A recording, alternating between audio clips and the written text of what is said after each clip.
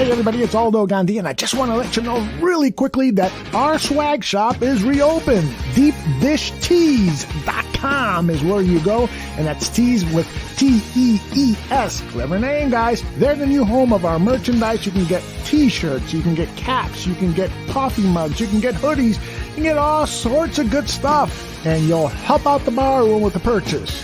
So head over to DeepDishTees.com.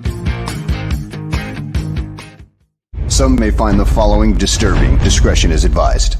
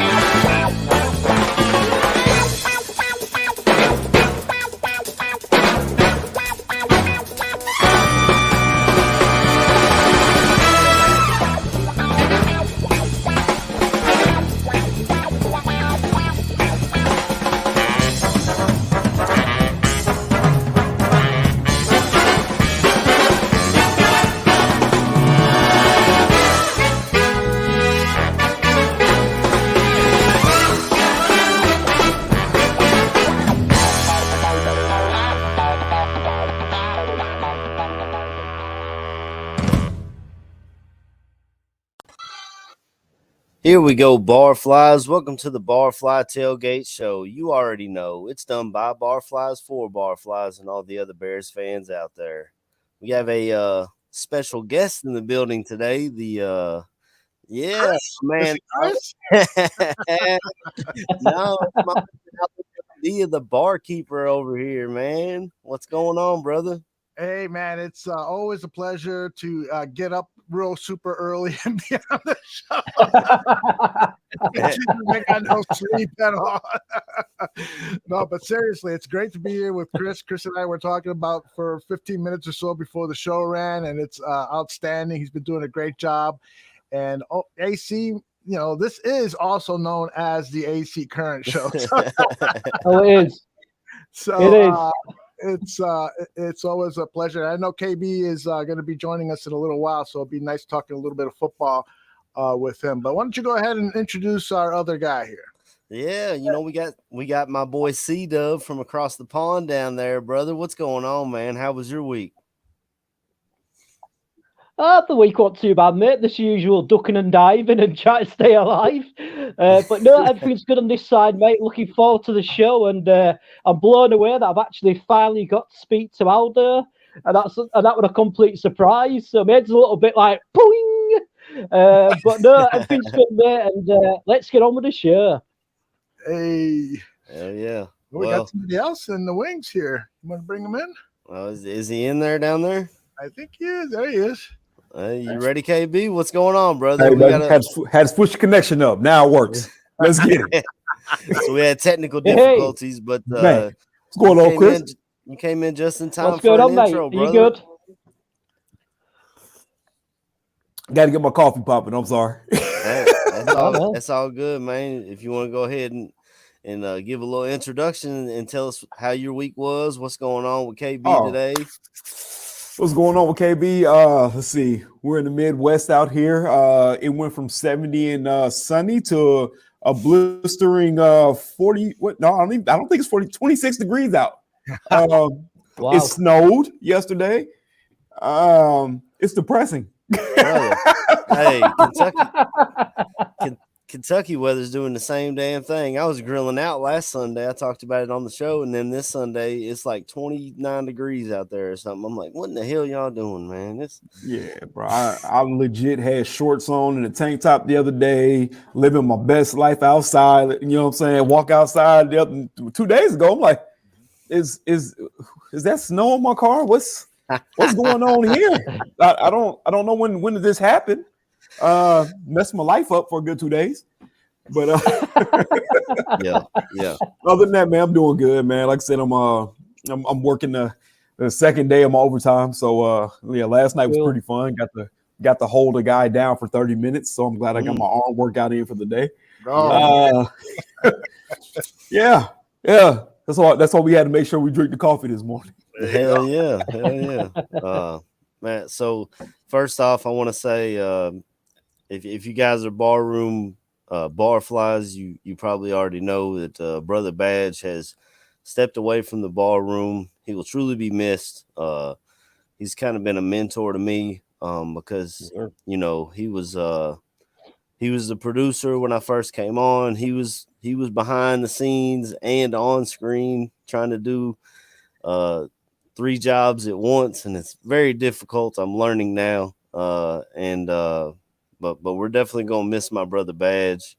But he had to step away for himself, and I completely understand that, man. And like I told him, man, that nothing but love, and there's always a chair open here if you want to come on here and vent for a little bit. We know Badge is a little bit of he if you need negativity, he's got you. So if he wants to come on here and bitch about what's going on with the Bears, there's always a chair open, One chair, baby. Oh, definitely.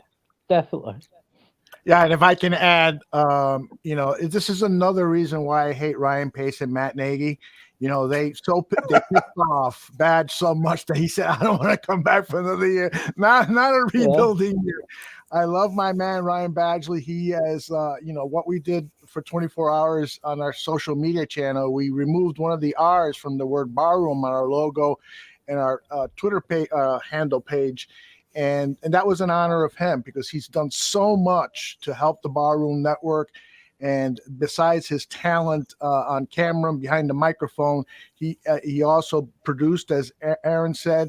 And the other thing, that was really, really the most important thing that he or anyone can do, he developed these associations with different organizations to recognize the work that people were doing, these organizations and individuals were doing to serve their community, to raise money to help these organizations that help others.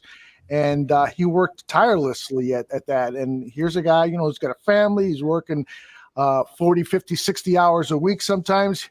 And, he's would always make some time to make that phone call, send out that email, establish relationships, and then manage the whole thing. So he is definitely going to be missed in more ways than one, but at least those of us who have his digits and his email and his text and stuff, we're still going to be in contact with Badge because he's a great friend and not just and a barroom Hall of Famer. Let's put it that way. Oh, definitely. First ballot. Definitely. I know KB got a couple of words. Yeah, I was gonna say, man, I had to find some time to get, get my words in order for it, man, because he's meant so much to the tailgate, to the barroom, to me, as a friend. He's always been the sounding board, and whenever you needed to talk to anything for him, he's always there. I get the frustration, and I'm still a young fan. I'm in my early 30s. I couldn't imagine going through what Aldo and what Badge have been going through. just the decades upon decades is disappointment, and it gets to a point where it takes a toll on you, man. You argue and you fight tooth and nail for something that you really love, and I don't think fans understand that. We say here all the time, fan is short for fanatic. We're fanatics about this team. This is something that a lot of us kind of just were born into. So to feel as strongly as somebody feels, and then to say, you know what, man, no mas, I gotta throw the towel in, man. I can't keep putting myself through this shit. It's understandable. Badge knows he's definitely gonna be missed on here because, like you said, he was the negative aspect at times, but he has his reasons. Right. I mean, you go through years and years. It's like when he called me that night to tell me, hey, I got to step away. It's just too much. He was like, 2018 is an anomaly. And then before that, you didn't have anything since like the Super Bowl year.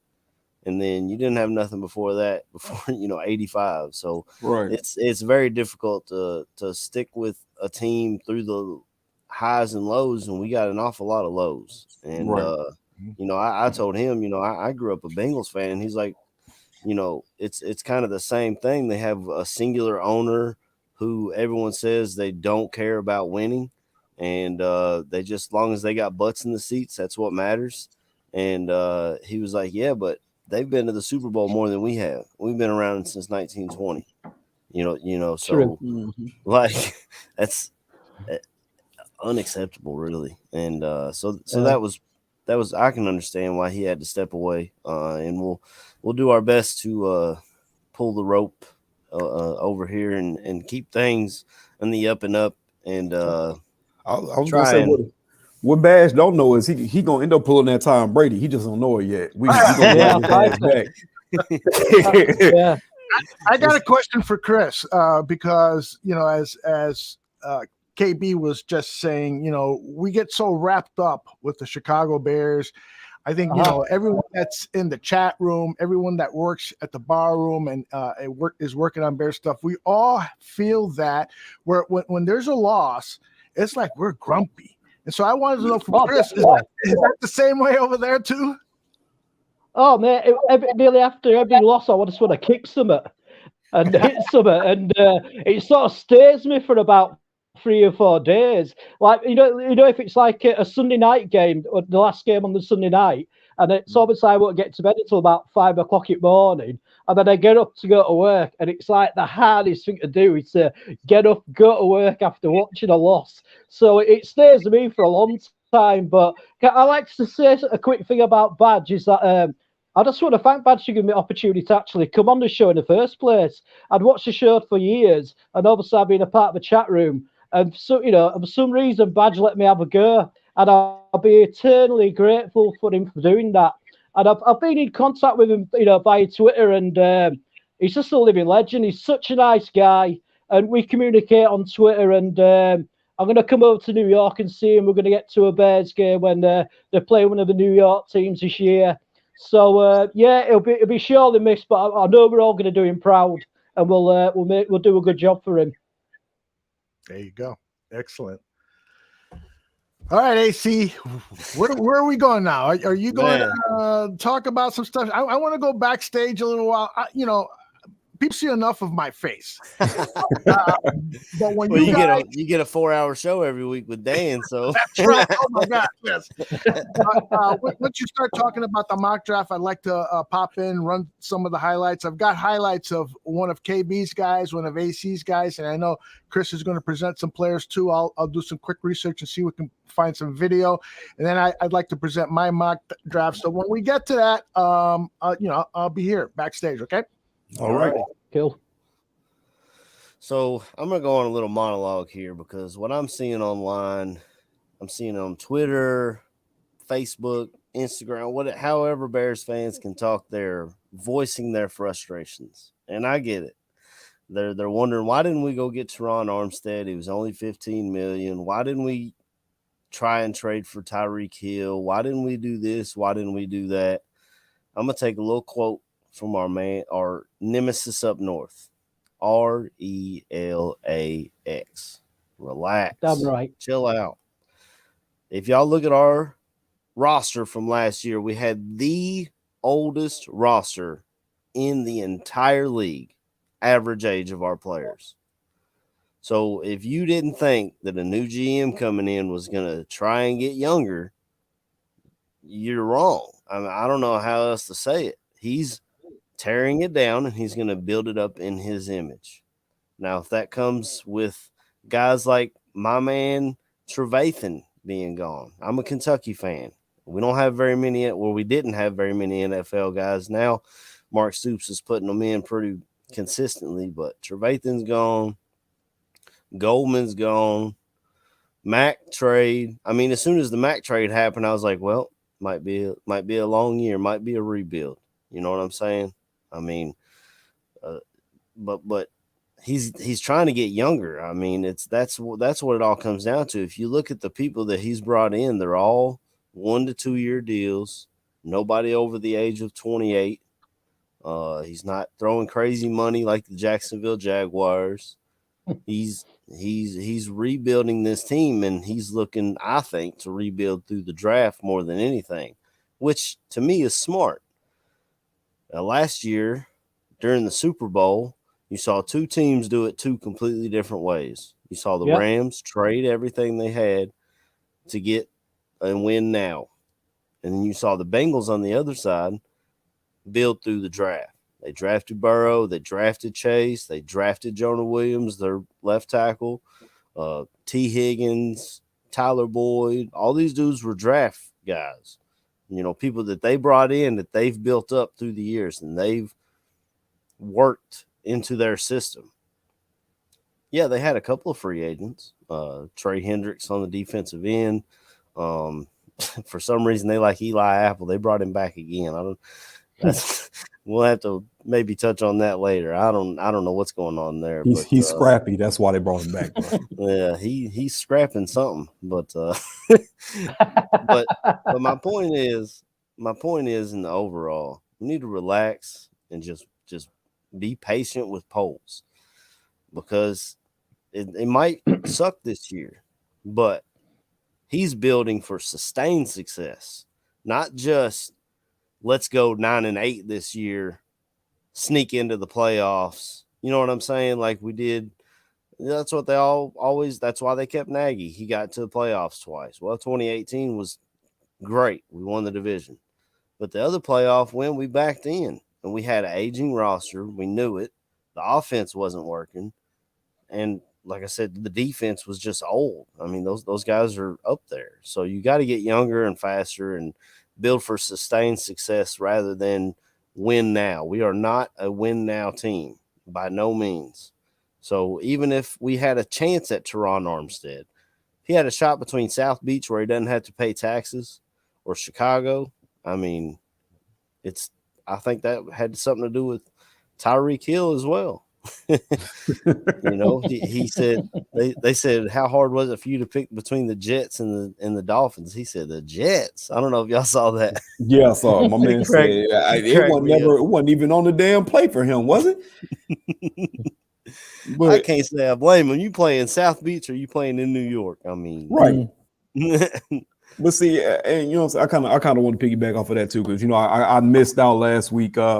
Baby girl gave me the fits, man. It just wasn't going, man. I was wore out.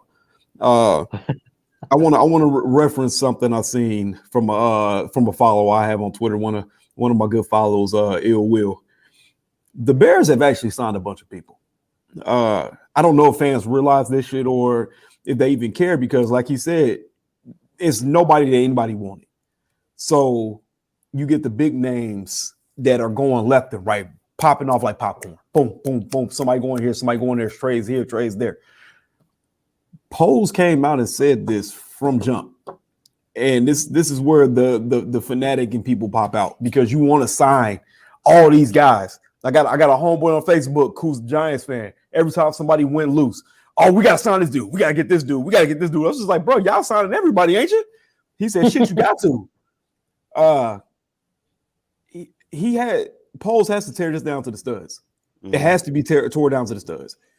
This team wasn't going. We weren't going to compete this year. I don't know if fans didn't know that or realize it or not. We were not built for success for this coming year and going forward.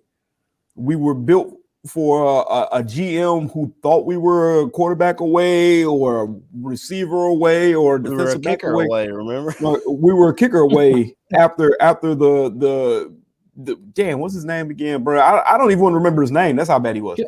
Cody Parkey. We were so close, but then the next year brought us back down to reality. It's about coaching. That's number one. You see what happened with the Saints the year that Sean Payton couldn't coach. They were a middle of the pack team. Coaching matters. I don't know if people don't realize that or not. It really matters. When you don't have a coach who doesn't have a plan, and then you have a GM who does not have a plan and they're not in lockstep with each other, you're going to have mediocrity to horrible play. That's why you have the New York Jets. That's why you have the Jacksonville Jaguars, who had a boatload of money and overpaid to get everybody, which threw free agency into a frenzy in the first place. That's the whole reason why Tyreek left. I mean, other than the Christian Kirk contract, he literally said, "I saw the Devontae Adams contract, and I was like, to be paid. I want that. And if y'all ain't gonna get it to me, then put me somewhere where they can give it to me." Exactly. And the Chiefs were like, "No, we'll ship you out." we get 5 draft picks for you. Right. And that's where this all comes to a head at. Poles has signed a lot of people. I don't think, like I said, people have not realized we've signed 2 receivers. We're probably going to end up with Bates, which is, to me, is actually a pretty good upgrade, especially in the attitude department. He signed defensive players left and right. Yeah, it sucks. We haven't got a corner yet. I would have loved to see us bring corner in, but the thing is, free agency isn't over with. We're still sitting around $18 million in cap space. They can bring in whoever the hell they want to bring in at safety and corner. But he wants to build this thing through the draft. It's like my boy Aaron just said, man. Y'all gotta relax, man. We gotta let the man do his job before you can judge. So that's my big thing, because I didn't get on here the last week to talk about it, man. And with all the signings that are going on, I think one of the biggest ones, man, we got a fullback, bro. Yeah. And he's a player as well. Exactly. Yeah. He's a hell of a fucking fullback. He's a beast. So. Yeah, man. I agree with both of you on this subject. I think people, especially in this day and age, want things to happen instantly. And they don't like to see like a 2-year plan. They want everything instant.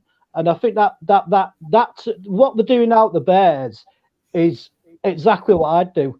It's exactly is rip it all down, get rid of the old players, try and get rid of the old, the big contracts, and then start building like this from both lines outwards, and actually have a vision for what they want to do instead of replacing Nagy, especially the last sort of season. They were just basically, treading water and try to survive in their roles rather than looking at the Bears as what do we want the Bears to like in the next 2 to 3 years.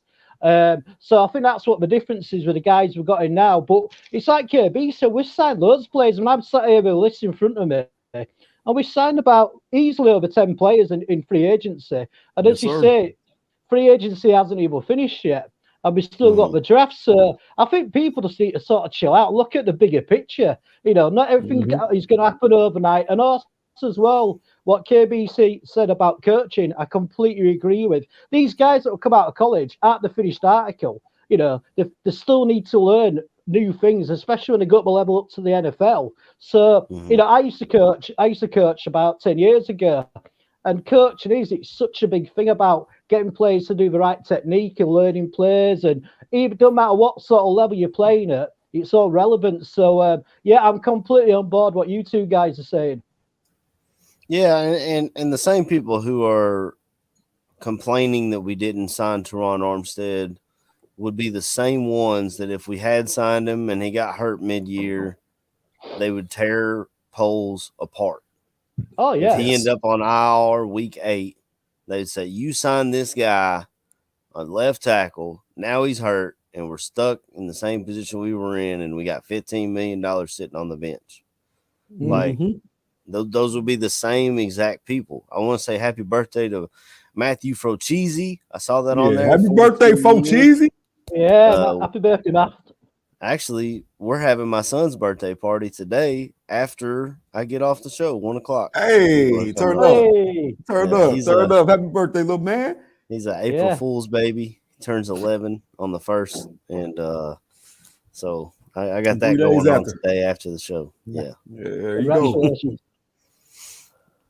But I want to talk about, we'll move on here. I don't know if Aldo wants to play it or if I want to play it. One of my favorite guys, obviously I'm biased. I listen to Draft on Tap every week, and I've been waiting for these guys, keep waiting for them to talk about some Kentucky guys. They did talk about Josh Paschal. Neil wasn't a big fan. He lost a lot of weight, but actually, let me touch on that real quick because what they talked about, they don't know.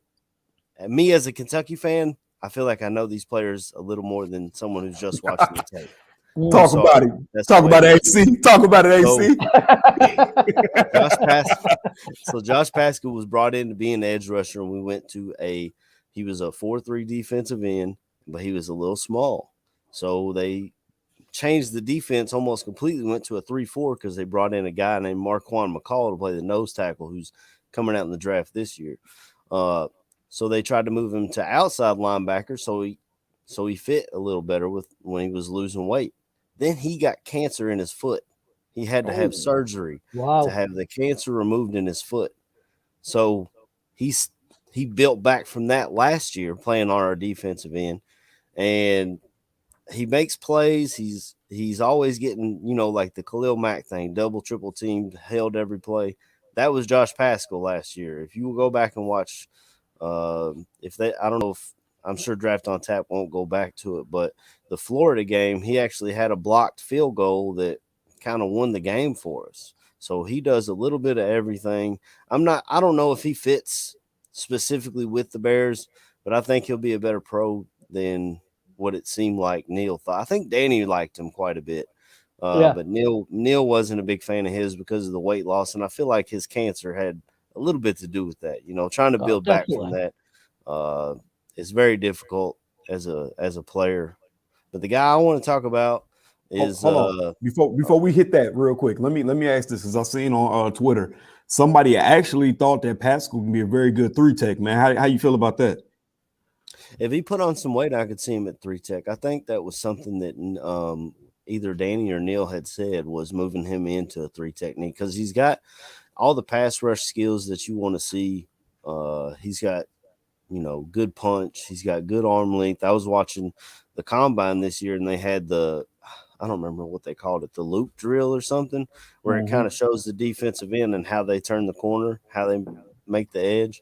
And he did pretty well with that. But, I mean, a 3 technique, that could be a good spot for him. He's going to get pressure in the quarterback's face. And, I mean, that's what you want, really. Aldo's been saying it for years about having a good guard because that's where they want the pass rush. You can throw fast and beat a defensive end, but if you got a defensive tackle in your face, you can't. It's very difficult to throw out of that. Right. But I could see him being 3 tech. Okay. But I just had to ask, man, because I've seen a couple people talking him up, talking about, hey, man, if he kicked inside, this dude would be a phenomenal fucking 3 tech. He can get the pass rush to the quarterback. Hey, no, I gotta ask my boy AC about this. He a Kentucky guy. He the resident expert. I mean, like I said, they moved him all around that defense, just the way they changed their schemes and stuff. So he knows he's got versatility on the defensive line, I think. Okay. But get to your dude, man. Get to your dude, brother. So Aldo, do you want to run this clip, or how do you want me to introduce it, or I'm not sure how to go about it. So this is Wan'dale Robinson, wide receiver from Kentucky, wearing number 1. I love these uniforms, first of all, but you see his ability to make changes in his route to make the catch. He lays out, he does everything. You see him here on a screen. He took that one to the house against Florida, who's DBU, as they say, but he was able to take it all the way to the house. I think that was like a 70-yard touchdown or something like that. But this guy, he was a Kentucky guy, and he came on a recruiting visit at Kentucky when we were playing Vanderbilt. And we put up – that was when Lynn Bowden had to be forced at quarterback, so we was running like a running style, almost like an option style offense. And he was like, I can't come here because it was like 20 passing yards in the whole game.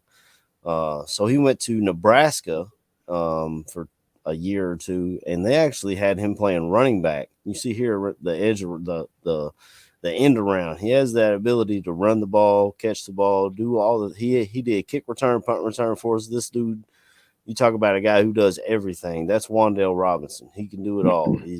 His route running is very good. I think he's got a toe tap here.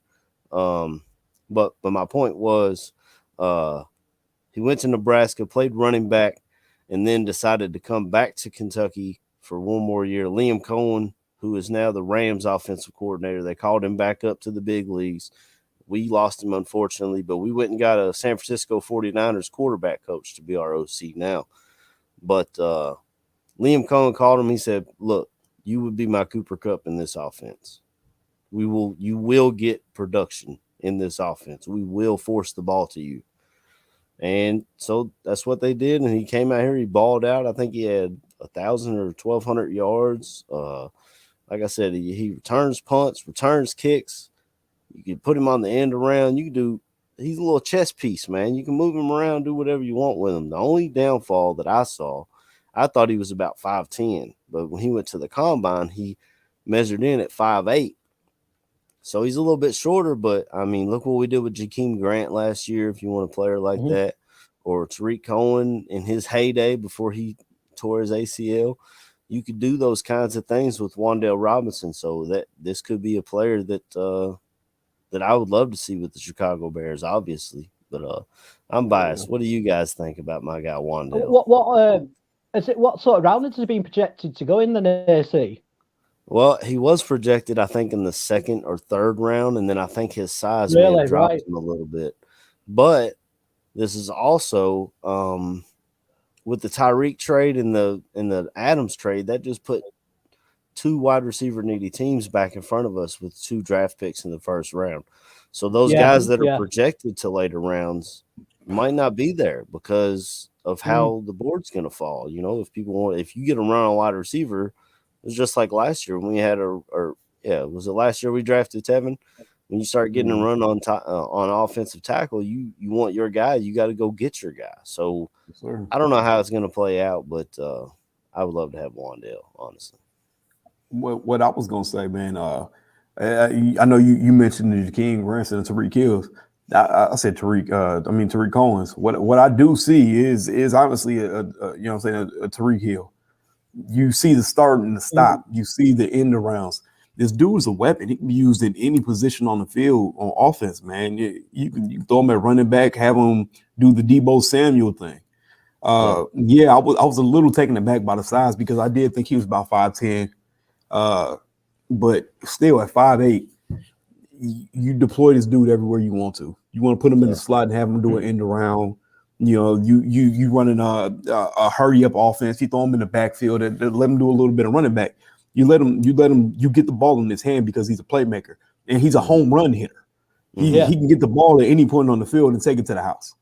I was gonna say I know he runs a really low 4.4, maybe high end 4.3 guy. He ran a 4.44 at the combine. He'll have his pro day on the 1st, so we'll see if that improves any. I guarantee you he runs in the high 4.3s. I guarantee you. He plays fast. It's not his 4.4 is not his playing speed. It's way higher than that. Yeah.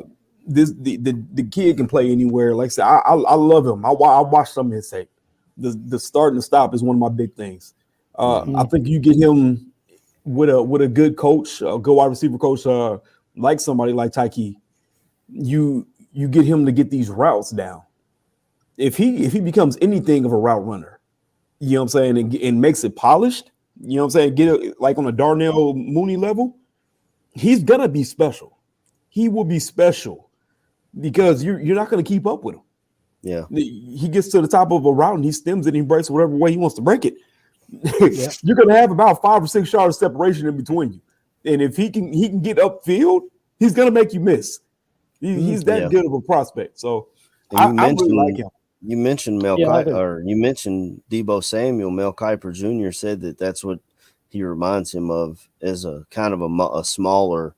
Obviously, Debo's huge, but a smaller Deebo Samuel that you can use on end arounds, move him throughout your formation. Like I said, he returns punts and stuff. He does whatever he's got to do for the team. And he played running back, man. He's used to contact. Yeah, and it wasn't in that clip there, but there was a catch against Iowa in the Citrus Bowl where he makes a catch for a first down and the safety just drills him. And I thought he was hurt, honestly. I thought he had a concussion or something. held onto the ball, got back up, went back to the huddle, got him a first down. So even though he's small, he has the ability to take hits. I did see that comment about them wanting taller, bigger, faster receivers. I feel like that's true if you look at what the Packers had. So that may not. He may not be a fit for what these guys want to run. But I wanted to talk about my guy because I love Wan'dale, right? And I love the way he plays, and he's a bulldog, man. He don't care. Yeah. He's. I don't know if it was in that clip or not. There's one play. I'm sorry to continue to go back to this. Go ahead, bro. There's one play where I think we were playing Chattanooga or something, UT Chat. So he makes a catch, and there's like 3 or 4 guys that are trying to tackle him, and he's just fighting and fighting and fighting. He did eventually get tackled, but he broke like 3 tackles standing in the field while he had the ball. And he didn't lose the ball, didn't fumble, which is I love Wan'dale. I mean, all I can say is, as being a fellow 5'8" guy who played, it doesn't really make much difference, mate, when you play running back and slot receiver, because basically you can just hide behind your lineman and behind your blockers, you see. But yeah, he absolutely looks like a right talent, AC. I mean, I'd love to have him on the Bears. I really would. Yeah, a lot of guys are talking about trying to bring Beasley in to be our slot receiver. Wan'dale could fit that role and be a ton a lot cheaper, you know. And Beasley's not a huge guy either. And Edelman, Beasley is literally like 5'8", bro. Right. I didn't realize he was that small. I thought he was like 5'10". Be careful. Be careful, Casey. Where you going, mate? Hey, I thought Beasley was a little bigger than he was. That's all. I was just like, man, I know he ain't 6 foot. But I was like, my man got to be like 5'10". I didn't realize he was 5'8". I was like, God damn, you a small dude. Yeah, but I'm 5'8" too, so I can't talk much. But nice one, KB. Nice one, AC. So that was my dude Wan'dale. You guys want to get into these? You know, the NFL draft is a month away, so Aldo put us to the test. He said, "Run some mock drafts for me, see what you come up with, and we'll try to put something together." Aldo, if you want to come back in, or you want me to bring you back in, I am here, brother. Good to the show, guys. Great opinions, and I just want to say that before we get into the specifics of your mocks, I want to know why didn't you take Wan'dale in your mock draft? If you want to start with my mock, I can show you why. Absolutely, let's click it up there on the screen there. Put it up on the screen right now. So you can see where I grabbed at 39, a guy that I truly love. I mean, he's probably one of my favorite prospects in this draft. Christian Watson, a 6'4" wide receiver, fits the mold. If he falls to us at 39, I would be absolutely in love with having him on there. So the fact that I grabbed Christian Watson is why that pushed Wan'dale down the need list for me. And he did play at North Dakota State, the Alabama of FCS football down there, or up there, I should say. So he's played in the cold. He's huge. Yeah. You see him here on a deep ball, man, and he just runs past everybody. Dudes that big should not move that fast. He just does it, man. I mean, his testing was off the charts, which is why I said if he's there at 39, we got to run up and grab him, because I don't know if this dude's going to last out of the first round, to be completely honest. And man, he's been moving up a lot of draft boards, and so some people have been saying late first round, because he's one of those guys with a real high ceiling, you know.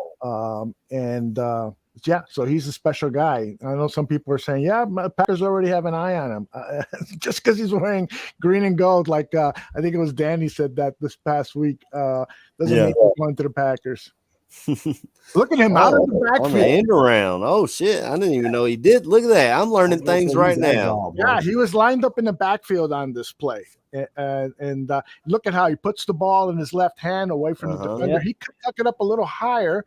That would have been nicer. But man, that seems to be a lost art in the NFL. I see so many guys. That was Pee-wee football. I was taught, if you're running the ball, that ball goes toward the sideline, and I see so many guys in the NFL that just hold it however. They get by with their athleticism up to that point, I'm assuming, and they're usually past everybody, so they just don't have the muscle memory, I'm assuming. Mm-hmm. Yeah, sorry, AC, sorry, buddy. Yeah, I mean, I used to coach running backs, and one of the sort of main things I used to stress were ball security, the 3-point pressure, keeping up nice and high into your shoulder pad. And all, you know what I mean? And some of the NFL players, it's sort of quite embarrassing about how they hold the ball and, the lack of security they're giving to the rock because, especially as a running back and receive, that's the most important thing is don't fumble the ball. Don't give the balls to the opposition. So I think it's been a bit of a dying art over the last sort of couple of years. Yeah. And another thing we were seeing there in those clips was the deep ball. If you look at Justin Fields in college, the deep ball was his thing, man. In Ohio State, his accuracy deep is what pushed him up draft boards because a lot of guys can't do it. We saw Mitch couldn't do it. He overthrow or he underthrow. I know it's Mike North's guy. You could talk to him about that, Aldo, but Justin Fields is leaps and bounds better than Mitch. I don't care what nobody says. I don't care what the win-loss record is. I don't care. Justin Fields, give me him every day, all day over Mitch Trubisky. But the way he was able to throw the deep ball, and if Getsy wants to spread that out, Christian Watson, I feel like you could plug him in day one. And, I mean, you can I remember when I forgot whether it was Poos or Eberflus asked to describe what the perfect wide receiver is. I'm pretty sure it was Post. He said playmakers. That was the first thing he said. Now, we also know from Luke Getsy's background is that they love the Packers love those big wide receivers. I mean, they had at camp last season, they had, I think, 10 wide receivers in camp. Only one of them was under 6'2" and 205. So they love those big wide receivers. How big is Amari Rodgers up there? I know they drafted him out of Clemson. Amari Rodgers is like 5'9". He's a small dude. I felt like he was smaller, but so he might be. That number might be incorrect in terms of guys under, but it was a large number of their receivers are right guys. I mean, look at Alan Lazard, Devontae Adams has size. You look at even Randall. Scantling, MVS, 6'4". Boy, his agent really came out looking good, right? I thought they were going to sign MVS some team for $5 or $6 million. He might be able to triple that with these incentives that he got his contract. So I think I had said that on here. I thought he was going to get around 9-10 million. But yeah, you did. She was crazy.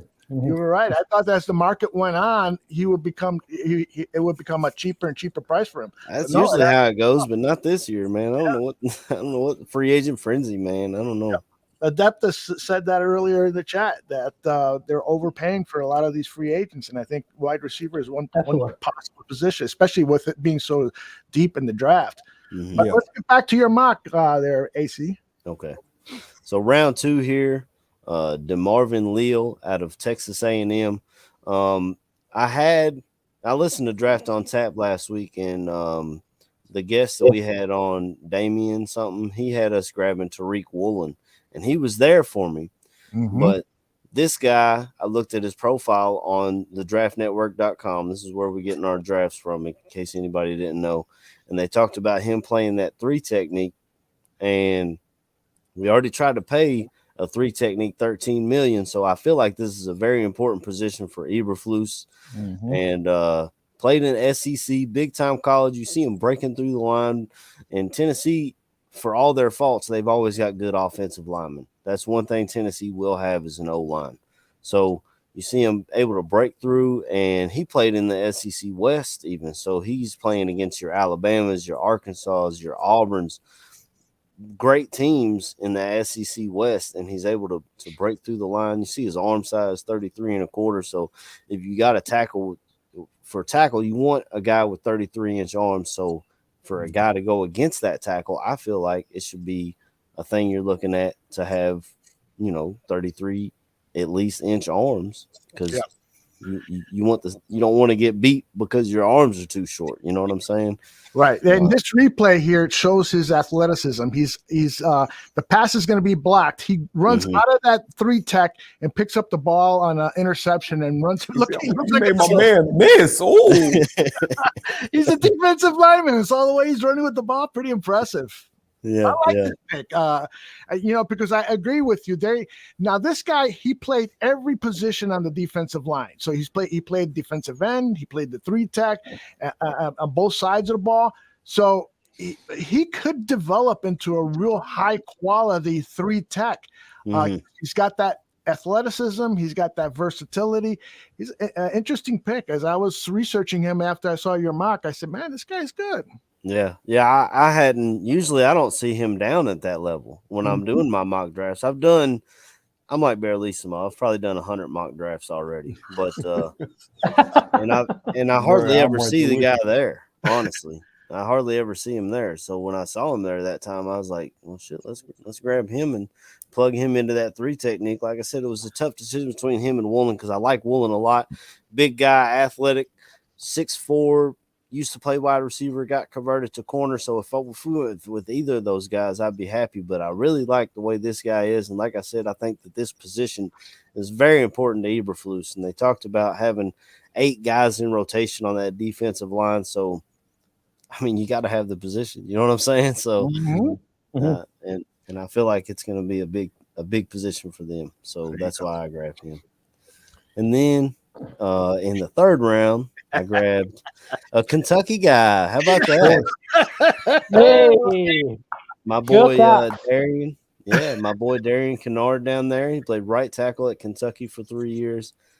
He had some spot starts at left tackle in his freshman year, but he is projected as a guard or an interior offensive lineman at the next level. And I'm not sure exactly why. I know sometimes he struggles with speed rushers, and that might be why they think he's better to be slotted on the inside. But I love the guy. He's a great person. I've heard him on I listen to KSR almost every day, and he had an interview on there before where he talked about Aldo. I talked about John Schlarman on here before. He was our former offensive line coach at Kentucky, and he passed away from cancer. Actually, him and Josh Paschal got diagnosed with cancer the same year. So they were both going through it together. And John Schlarman was a hell of a man. And, I want to draft Kentucky guys, Don. Come on now. But John Schlarman lost. Yeah. That should be Don Troll down there. That's all he does. I don't even know if that guy goes into Detroit shows because I only see him in Bears podcasts. I know. Yeah, press conferences, all that shit. He's always in there. Right? Yeah, I think I saw about 4 different Bears podcasts over this week. It was amazing. Yeah. I would expect it to pop up every time. Yeah. I don't know. Yeah. Worry about yourself is what we should say. But yeah. Look after your own shit. Yeah.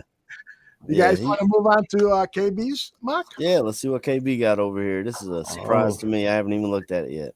Man, look at these 3 guys. Oh, okay. It came to mind. But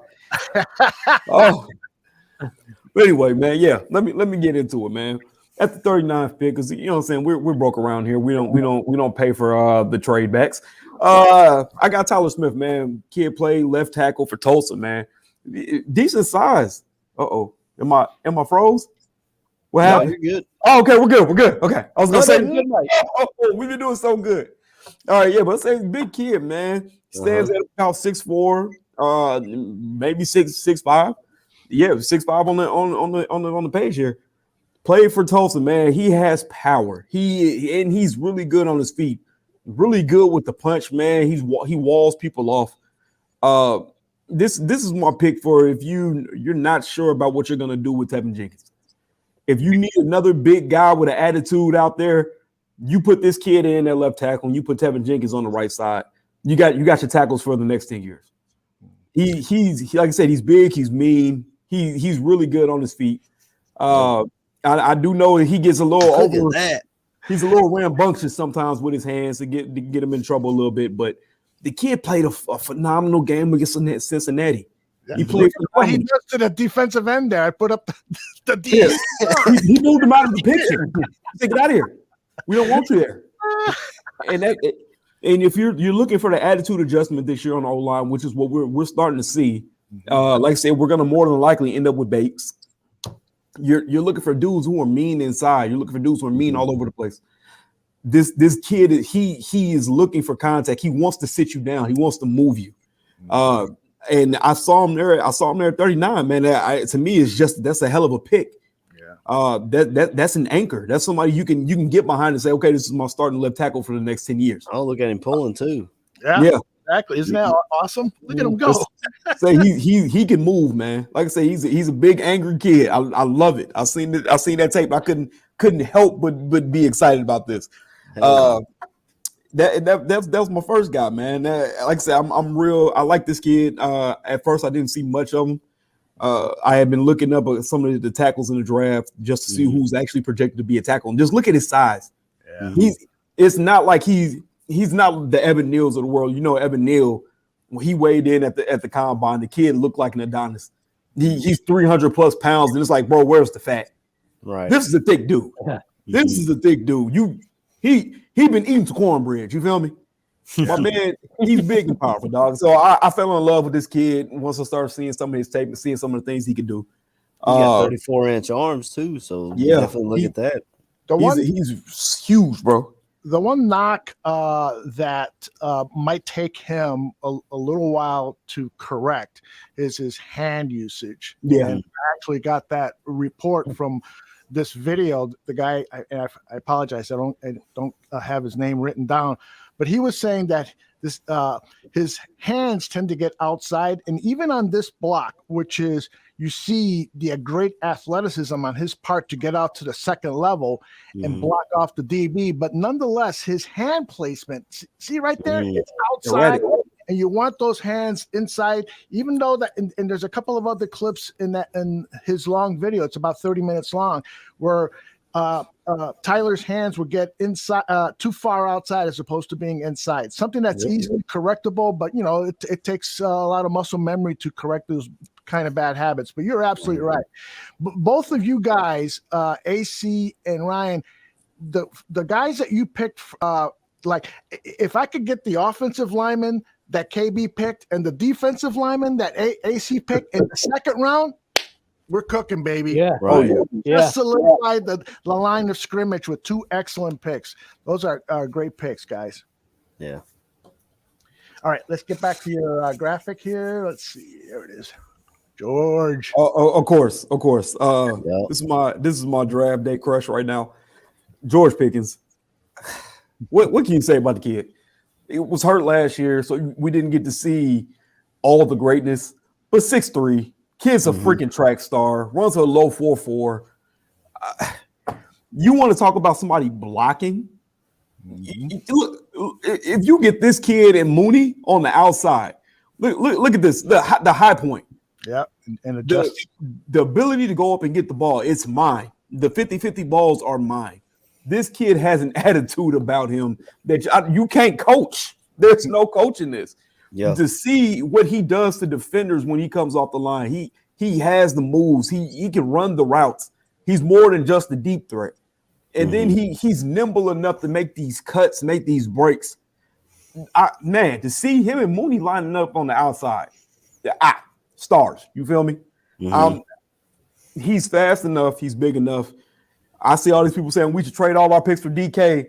You can go get a George Pickens, and you teach this kid up.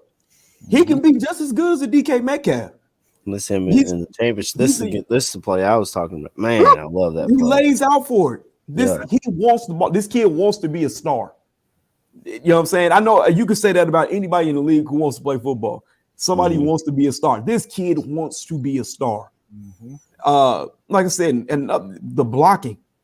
He is a hell of a blocker, and he's going to let you know that you've been blocked. You know what I'm saying? To see what he did to my boy from Michigan. This was that one play. I actually cut this for Daniel. This is the one play where he said, I want him to be a little bit more aggressive when the ball is poorly thrown, like the quarterback there. I want him to play DB, and so he had that clip in there for that. But the rest of the stuff is very impressive. Yeah, he was able to knock that ball out though. I was gonna say he came into Georgia making plays. I was gonna say he played as a true freshman. Did he is he in the same recruiting class as Justin Fields? I think so, because I know he was there when Justin Fields was Justin there. went to Georgia for a year before he went to Ohio State. That's right. Yeah, I was gonna say he was definitely there when Justin was there. So you know those recruiting classes, when they go on those visits together, they build a little bit of a rapport with each other. Maybe I don't know. Maybe Justin's knows a little bit about Pickens. Hey man, I was gonna say if you come into your quarterback for an endorsement for somebody, it might be the guy. You might not be able to get an Olave, or you know damn sure you're not getting a Garrett Wilson. But yeah, I think Olave might not even make it to the 20th. I don't think he makes it out the first, man. I'm just gonna be honest. I hate when people ask him that question. Are you super excited that you be playing with Fields? I don't see it. I just don't see it. No, I don't. But Pickens to me is a home run pick, especially that far down in the draft. If people are sleeping on Pickens that much, then you don't know football. That kid is going to make plays. Yeah, he has injury concerns, which might be why he might be down that low. But if you can get past injury concerns, man, that's a number one receiver. Kobe Bryant. You know, it's funny. We just watched Cincinnati against Georgia. What can we say about Kobe Bryant, man? He's 6 foot plus, man, 6'1", I believe. He wasn't overly fast, but he's a big kid. He's definitely somebody you can work with. You get him in this type of system where we're going with more of a zone presence. Let him keep everything in front of him. I think keeping everything in front of him is going to do him justice. You get him trying to run with some of these wide receivers who are a lot faster. He's gonna get beat, but he has the wherewithal to make breaks. He's not a dumb kid. He has good footwork. The kid can go up and make plays with the best of them. Like I said, and he's a bigger body. He's like I said, he's about 6'1", almost 200 pounds. Yeah. This is a big kid. Look at him here. He's playing the ball. He's going through wide receivers' bodies. He's not afraid to get out there and make a play. Yeah. Like I said, to me, for what we're going to start running with being a lot more of the zone presence, I think he's going to thrive in that type of system. And I feel like he can come in and he can kind of make that Jalen Johnson. Look at him. He's seen that break on the ball. He made that break. That's exactly what I'm talking about. Yeah. You go in, you make that break. That's what he's going to be good at, man. And I feel like if we're playing the type of system that we're playing, I feel like he's going to be able to make a similar kind of contribution that Jalen Johnson made in his rookie year. Yeah. Plus, I was texting you about it. Sauce Gardner, the other corner in Cincinnati, is like a top 10 pick, so he's already used to being CB2. So some of those guys that are CB1s in college, they come up and they got to play second fiddle to somebody. I don't know if they like it or not, but I mean, Kobe Bryant's already doing it. So, right. Plus, his name is awesome. I mean, he has definitely wore that out because he knows. I believe he said Kobe Bryant was one of his favorite players. So, he has the Mamba mentality, man. And be honest, that's what you need out there at the corner. He doesn't seem like he has any ego to him. He wants to play. So, I mean, he's a hell of a football player, man. Like he's going to be there in the second round because, like I said, he's not going to be the Jalen Ramsey of the world. I don't see that being what his ceiling is right now. Anything can happen over in the league, though. There have been lesser known names that come in the league who are said they were supposed to be backups that become stars.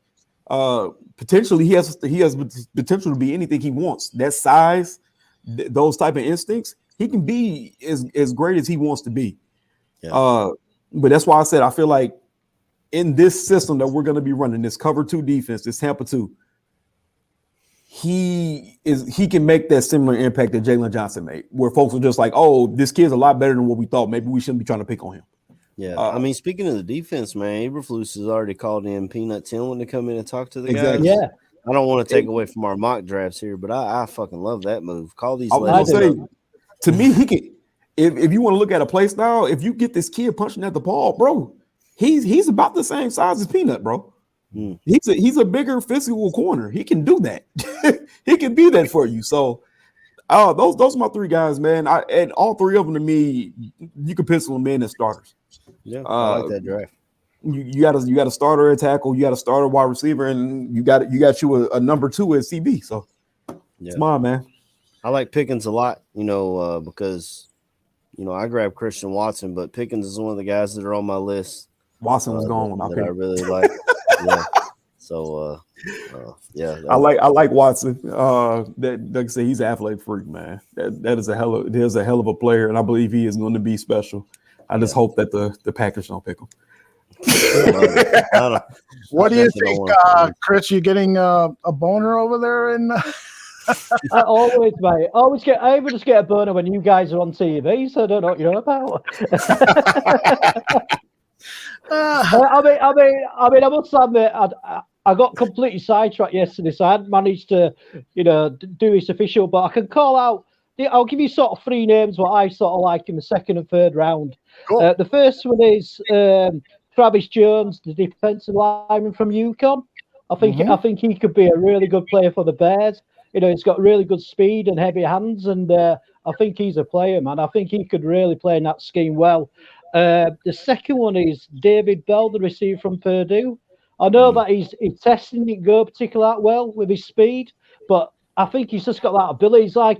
He could be like a bit like a Jerry Rice, where I think Jerry Rice didn't particularly have a good 40 time, but his playing speed is, it was out of this world. So I think he's going to be like that. I think he's got really good hands. And and also as well, another receiver, Alex Pierce from Cincinnati. I think he could be a really good sort of slot receiver. And I know he's had a really good season. So they're the sort of three names I'm sort of thinking about for the second and third rounds.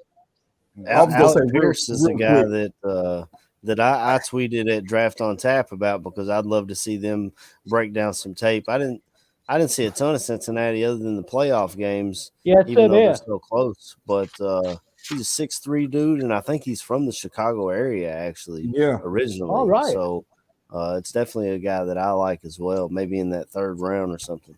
Yeah, I was gonna say, and I hate when folks do the comps and then they comp white players to white players and then of course black players. But I think in his case it kind of does him justice. To me, he kind of seems like he can be a faster version of Cooper Kupp. He played on the outside in Cincinnati. The kid destroys people off the line, destroys. And then literally, you see the man make a cut like he's gonna cut outside, and then he's coming back inside. So he's a technician at the route running, man. I love Pierce. I kind of wish a lot of people didn't really know about him, so he got a ball that we can be like, yes. But he reminds me a lot of Cooper Kupp when he was coming out, because Cooper Kupp just found ways to get open, and he like I said, he destroyed people off the line too. The only difference with Cooper Kupp was he wasn't overly fast, but he knew how to play. He knew how to get separation off his routes because he was so good at route running. Pierce, like I said, to me, he just reminds me of that technician. He's going to get better at route running. He's already fast. You can't teach speed. 6'3". God, the kid is huge. Yeah, it's just this year, wide receivers, man. They're as much as we want to sit there and say we want some of these top heavy guys. Some of these guys in the second and third wave, man, they're going to be sleepers. It's another kid. It's not big at all. Bo Melton out of Rutgers. Alex Pierce ran a 4.33 at the combine. He's fast as shit, man. That's what I'm saying. 6'3", 4.3, man. That's oof. The kid's fast as hell, man. So Bo Melton is that's a hell of a pick, man. Yeah. Bo Melton is going to be reviewed on Thursday's Draft on Tap, so we'll have tape and commentary from Danny and Neil. I gotta put this up here. Tony says Barroom has to get Chris a Head and Shoulders endorsement with that curly hair. Chris, I'm not sure if you're familiar with that product, Head and Shoulders. Yeah, absolutely. We have Head and Shoulders over here, Alder. I was actually thinking about getting the Barnet cut off, but I feel like I might be like Samson and I might lose all my strength and my personality. So, Right. yeah, any endorsements over from the States, I'm well up for it. Anything, because I'm always skint. So any money coming my way, I'm well happy. They used to have Troy Polamalu do their commercials. Remember those commercials with Troy? Now they got him and Mahomes together doing them. Yeah. All right, Always let me working. present my mock draft here. Oliver said all your picks are good so far. Well, Oliver, I'm here to break that streak. Come on now, he act like it's his first time ever doing it. The Godfather? Oh no, brother! I don't think you're gonna mess this up at all. Yeah, I hear you. But I wanted to do something a little different than think outside the box. So I did a little seance, and I brought George Halas, who had probably the greatest draft in the history of football when he drafted Gale Sayers and Dick Butkus in the first round of the 1963 draft. And so if we can get a Butkus and Sayers combo type for this draft, that would be outstanding. I don't think I have it. I did something a little different. I picked a safety with my first pick. And the reason for that is because, first of all, we don't have a starting strong safety. And secondly, I believe that Eddie Jackson is a potential to be a post-June 1st cut or just play one more season with the Chicago Bears. So why not plant the seed now and bring in Jalen Petrie? Right. Oh, I love that kid. Yeah, this guy is a star player. That means he plays that hybrid position, the defensive back and linebacker position. And I know we're moving to a cover 2, but you still, in today's NFL, you still need to bring one of those safeties into that box and let that guy make plays. I got some highlights here, and watch him. 5'11", 198. That is a little bit of his problem, is a little bit undersized, but watch him shoot out of the box there and get into the backfield. Get into the backfield and make the tackle. I mean, he is so athletic. Again, he recognizes his play. Even before the quarterback looked out into the flat, he was already on the move. So that was good coaching, good preparation for the week, whatever it was, he did it. Here he is outside the box a little bit and still comes in, anticipates, and makes the solid tackle to the ground of the ball carrier. This guy is also known as having exceptional football intelligence, a great leader. He's got all of the traits that this culture the Bears are building. He would fit right in. Again, it's a little bit out of the box to pick a safety at this point, but I like this player so much of the players that were available that I thought let's stick a little bit out of the box. Here he was in sort of a cover 2 formation and anticipating where the ball was going to go and making an Eddie Jackson type interception, right? And again, you need those safeties in today's football to be interchangeable, for the free safety to move over to strong and strong to free. Again, another center field interception for the kid. I just think he's an exceptional talent and one that we probably should consider if he's on the board. Here he is on the line of scrimmage to the left of the defense. I was gonna say, man, time play. For anybody saying that this kid is too small or that you're spending too high of a pick on him, just think Buda Baker. This kid is Buda Baker rekindled. This is 2.0. My cousin played for Waco. I mean, played for Baylor. I keep saying I'm saying Waco because this is Waco. That defense was dominant because the defensive line played, and they had my guy that plays for the Dolphins, Howard. Well, I can't remember his name. Javian Howard. Yeah. So this kid literally changed Baylor's defense this year because he played he was a freaking rocket. And you just seen it. Anywhere from on the field, he's blitzing off the line at 5'11", 198. Yeah. He's coming up and he's laying the hits. This kid is Buda Baker. Anybody who was saying they would not take the safety in the top 10, I guarantee you, if Buda Baker came out again or they had to redraft that, Buda Baker goes in the top 10.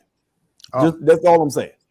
I totally agree with that. And another thing about Baylor down there, man, they got some damn track stars. I don't know who's in charge of their training, but like they had two of the top 40-yard dash times, Orton and Tariq Woolen, Yeah. who I talked about earlier from UTSA, he was down to UTSA or Baylor and chose to go to UTSA. So they know how to identify talent, obviously, and continue to either make them faster or work on those skills. So those dudes at Baylor fly, man.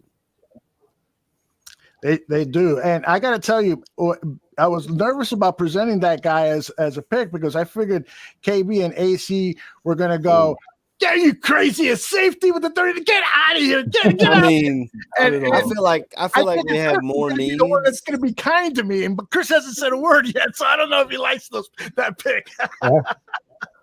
What do you think about it, Chris? I'll do whatever you say, girls. Okay with me. So you can say anything, and I'm fine. I'm quite happy. I'll just let it all go. So no, you'll get no bad comments from me, sir.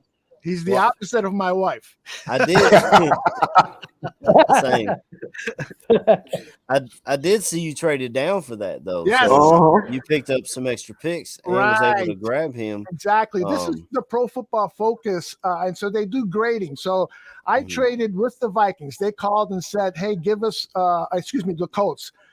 Give us that 39th pick. We got a guy, and so we'll give you the 42nd and 122. And then I said, no, I want the 179 too. And PFF's mock generator gave it to me and gave me a B for working that out. And then they graded me an A for that pick of the cornerback. I'm going to go on now and talk about Jalen Tolbert, this wide receiver. They graded it as a C+, but I don't know, man. I think this guy could be the find of the draft. I got some video here. Let me see if I can find it. But this guy was introduced to me by Danny and Neil this past week. And when I saw these clips, I said, oh, man, I got to do some more work on this guy.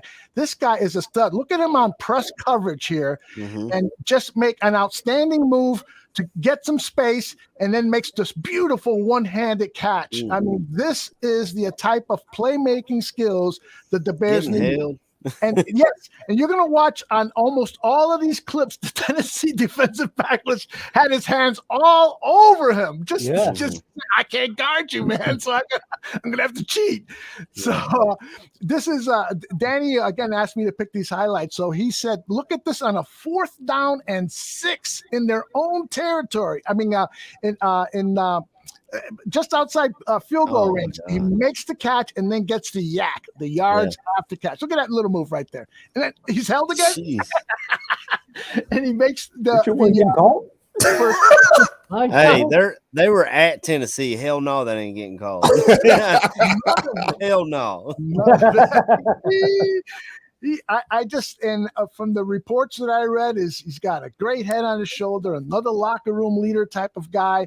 I really like this guy. I think he can do some special teams. And again, it's all about the yak in today's running away from guys. Yeah, SEC. He's got some super speed too. Yeah. He reminds me of a player. I don't remember if anybody remembers this guy, but he was a head case, which I think is what ruined his career. Justin Blackman out of Oklahoma State. When he came out. Yeah. Justin Blackman was a hell of a route runner. He was literally doing everything that we're seeing this kid doing. And had all the talent in the world, but he was just a head case. Jalen Tolbert has a good hand on his shoulders. This kid is going to be special. I've seen a couple of his highlights, man. I was just like, the kid's going to be good, man. It's just not a name that gets thrown out a lot because he went to South Alabama. You know what I'm saying? Yeah, I think I listened to the First Draft podcast with Mel Kiper and Tom Shea.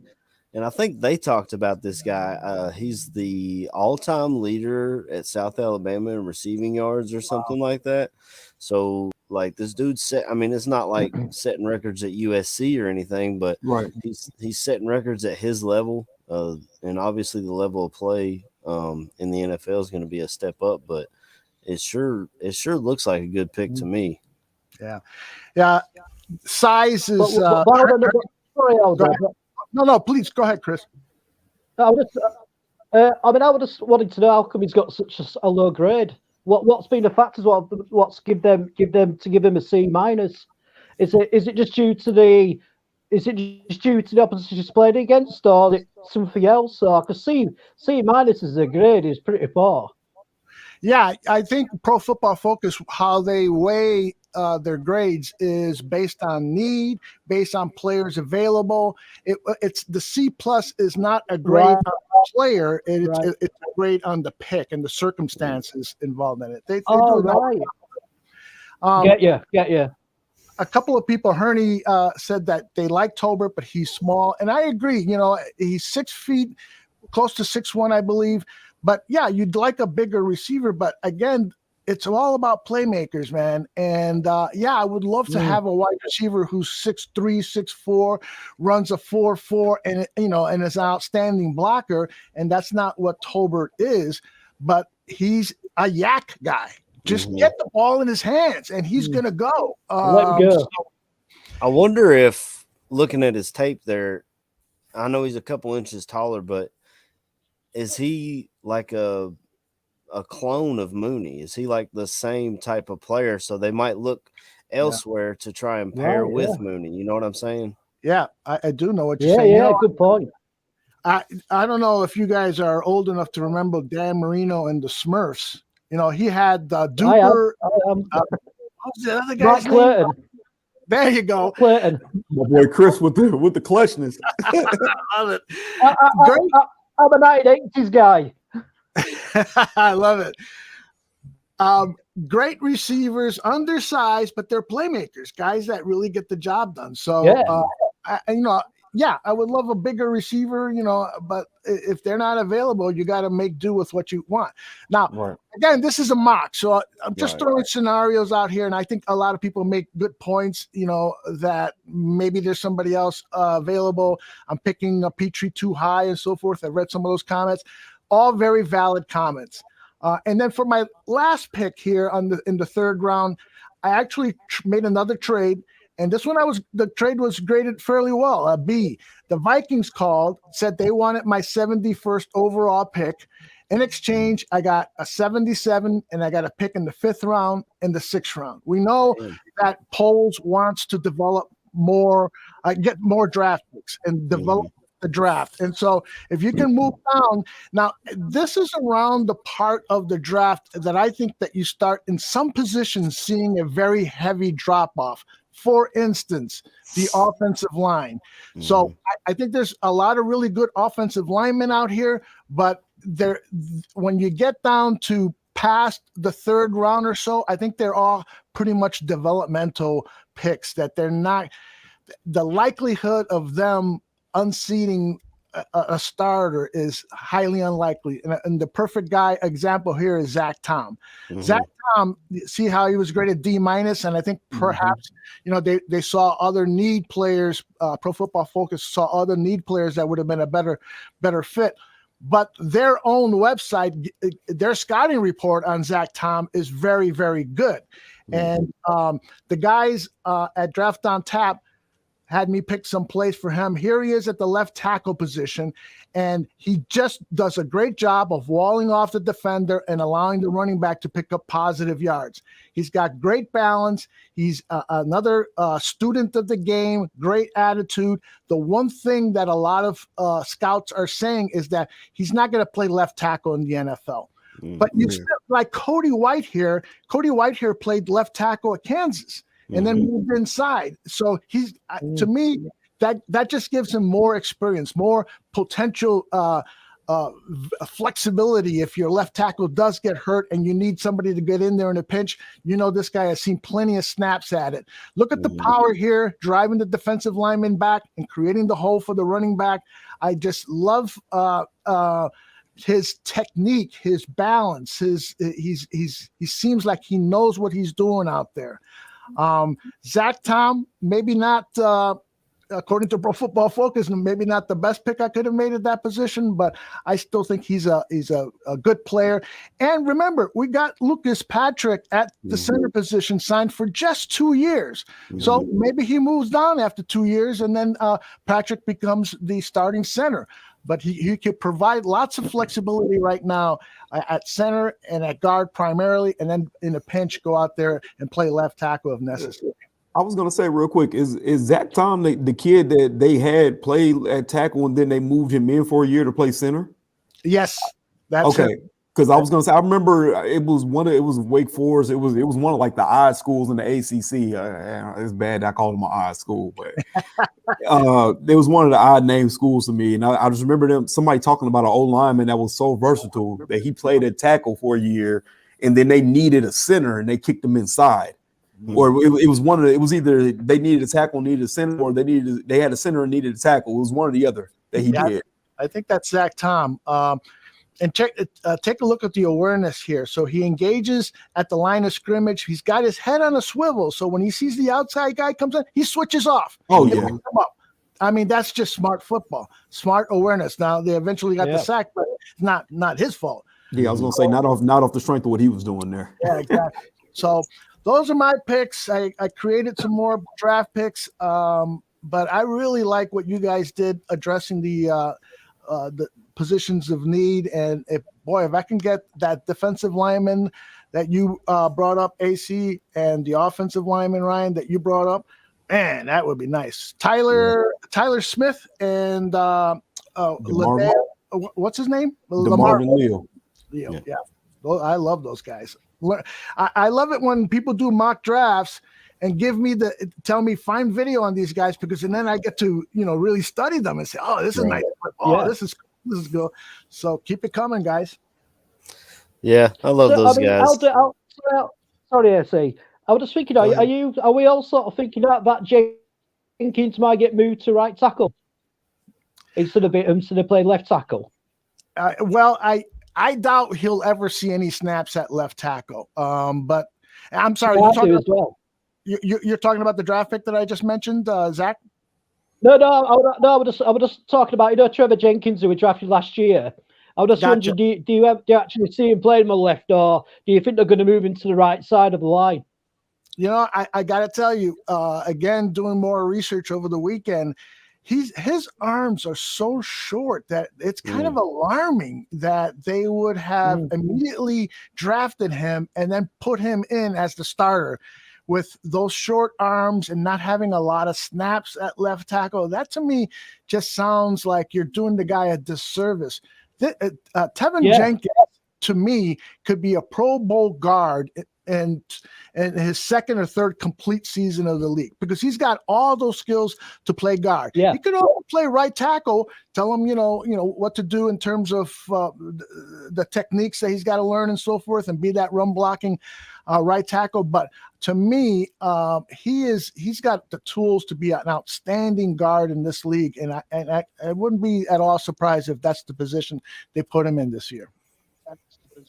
Yeah, I think I want to see him. Completely agree there.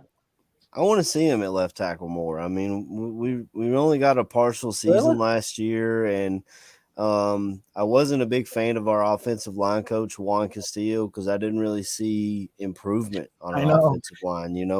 So I mean, it'll be up to what this coaching staff sees, in my opinion, and we might see in their draft strategy how they view Tevin Jenkins. If you see them maybe move up to try and get a left tackle that's falling or something, or use that 39th pick on a guy who is a tackle, you know what I'm saying, who's going to be projected as a left tackle at the next level.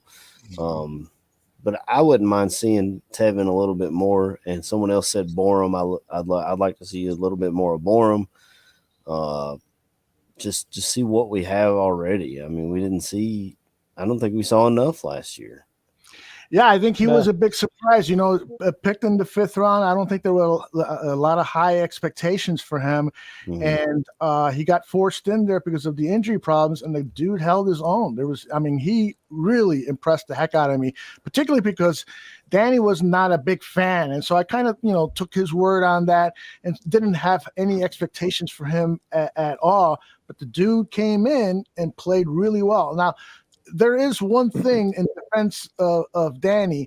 The player that Danny studied on tape, Larry Borum's college tape, he was 25, 30 pounds heavier. He had a gut like mine, where it jiggles a lot. And then during the combine and preparing for the season, he lost weight, gained strength, and so forth. So it's a little bit of a different player that we're seeing now than the one we saw in college. And the one in college was pretty damn good. But now he's made himself a more athletic player. So we'll see what he brings this season. I was gonna say, I don't know if anybody's seen the video on Twitter where he was doing the uneven deadlifts, or he's looked like he's slimmed down a lot already. And to me, he kind of has this similar arc as a Charles Leno. You put him on one side and he didn't play as well, and then you moved him over to the left, and you know what I'm saying, Leno became kind of a stalwart for us. Yeah, he had his issues in pass blocking eventually, but you know what I'm saying, that can come down to coaching, that could come down to, you know what I'm saying, just kind of the talent he went against, and he just didn't rise to eventually. But he goes to Washington, and he's become a solid left tackle that's got another contract. You know what I'm saying? Nice big fat contract too. So exactly. If people feel like Tevin Jenkins might be better at guard, he's athletic enough, he's strong enough, he has the attitude. Maybe he might be a better guard eventually. I don't know. Like you said, we saw a lot of young players last year that did not get the time because we were in such of a win now mode when we shouldn't have been. Yeah. When we should have been we should probably be grooming these young players to be starters eventually. I would love to see what we have in Bourne, especially this year coming up. Like I said, he's slimmed down a lot. So maybe he's trying to gear up to make a run at left tackle. Who knows? That being said, I don't know what his arm length is. Yeah, I never found out what Bourne's arm length was. It's longer than Jenkins. I know that for sure, but the exact number I don't know. If it's longer, like I said, he might actually be a better projection at left tackle. And you know what I'm saying? You might he'll say a name that I was thinking of that could be a post June 1st cut, could be Whitehair. If they don't like how he looks, maybe that line goes Bourne and Tevin Jenkins. You just have that much inexperience on the left side, which doesn't sound good when I say it. Yeah. But I was listening combo with that. So I was listening to the No Name podcast. I think it was yesterday. That's the Olin Kreutz and Jason McKee. They did that podcast together, and he was talking because he's been a big advocate of bringing in Armstead, and his big thing was who's going to be left on this roster that's going to be like the leader to teach these young guys how to be a pro. Like Olin Kreutz talks about when he came into Chicago, there was a center in front of him and they would go to meetings or whatever. And everybody would get up to leave and the starting center would be sitting there. So he goes, so I set my ass back down and opened my book. You know, if the starter is going to be doing this, I'm going to prepare like the starter.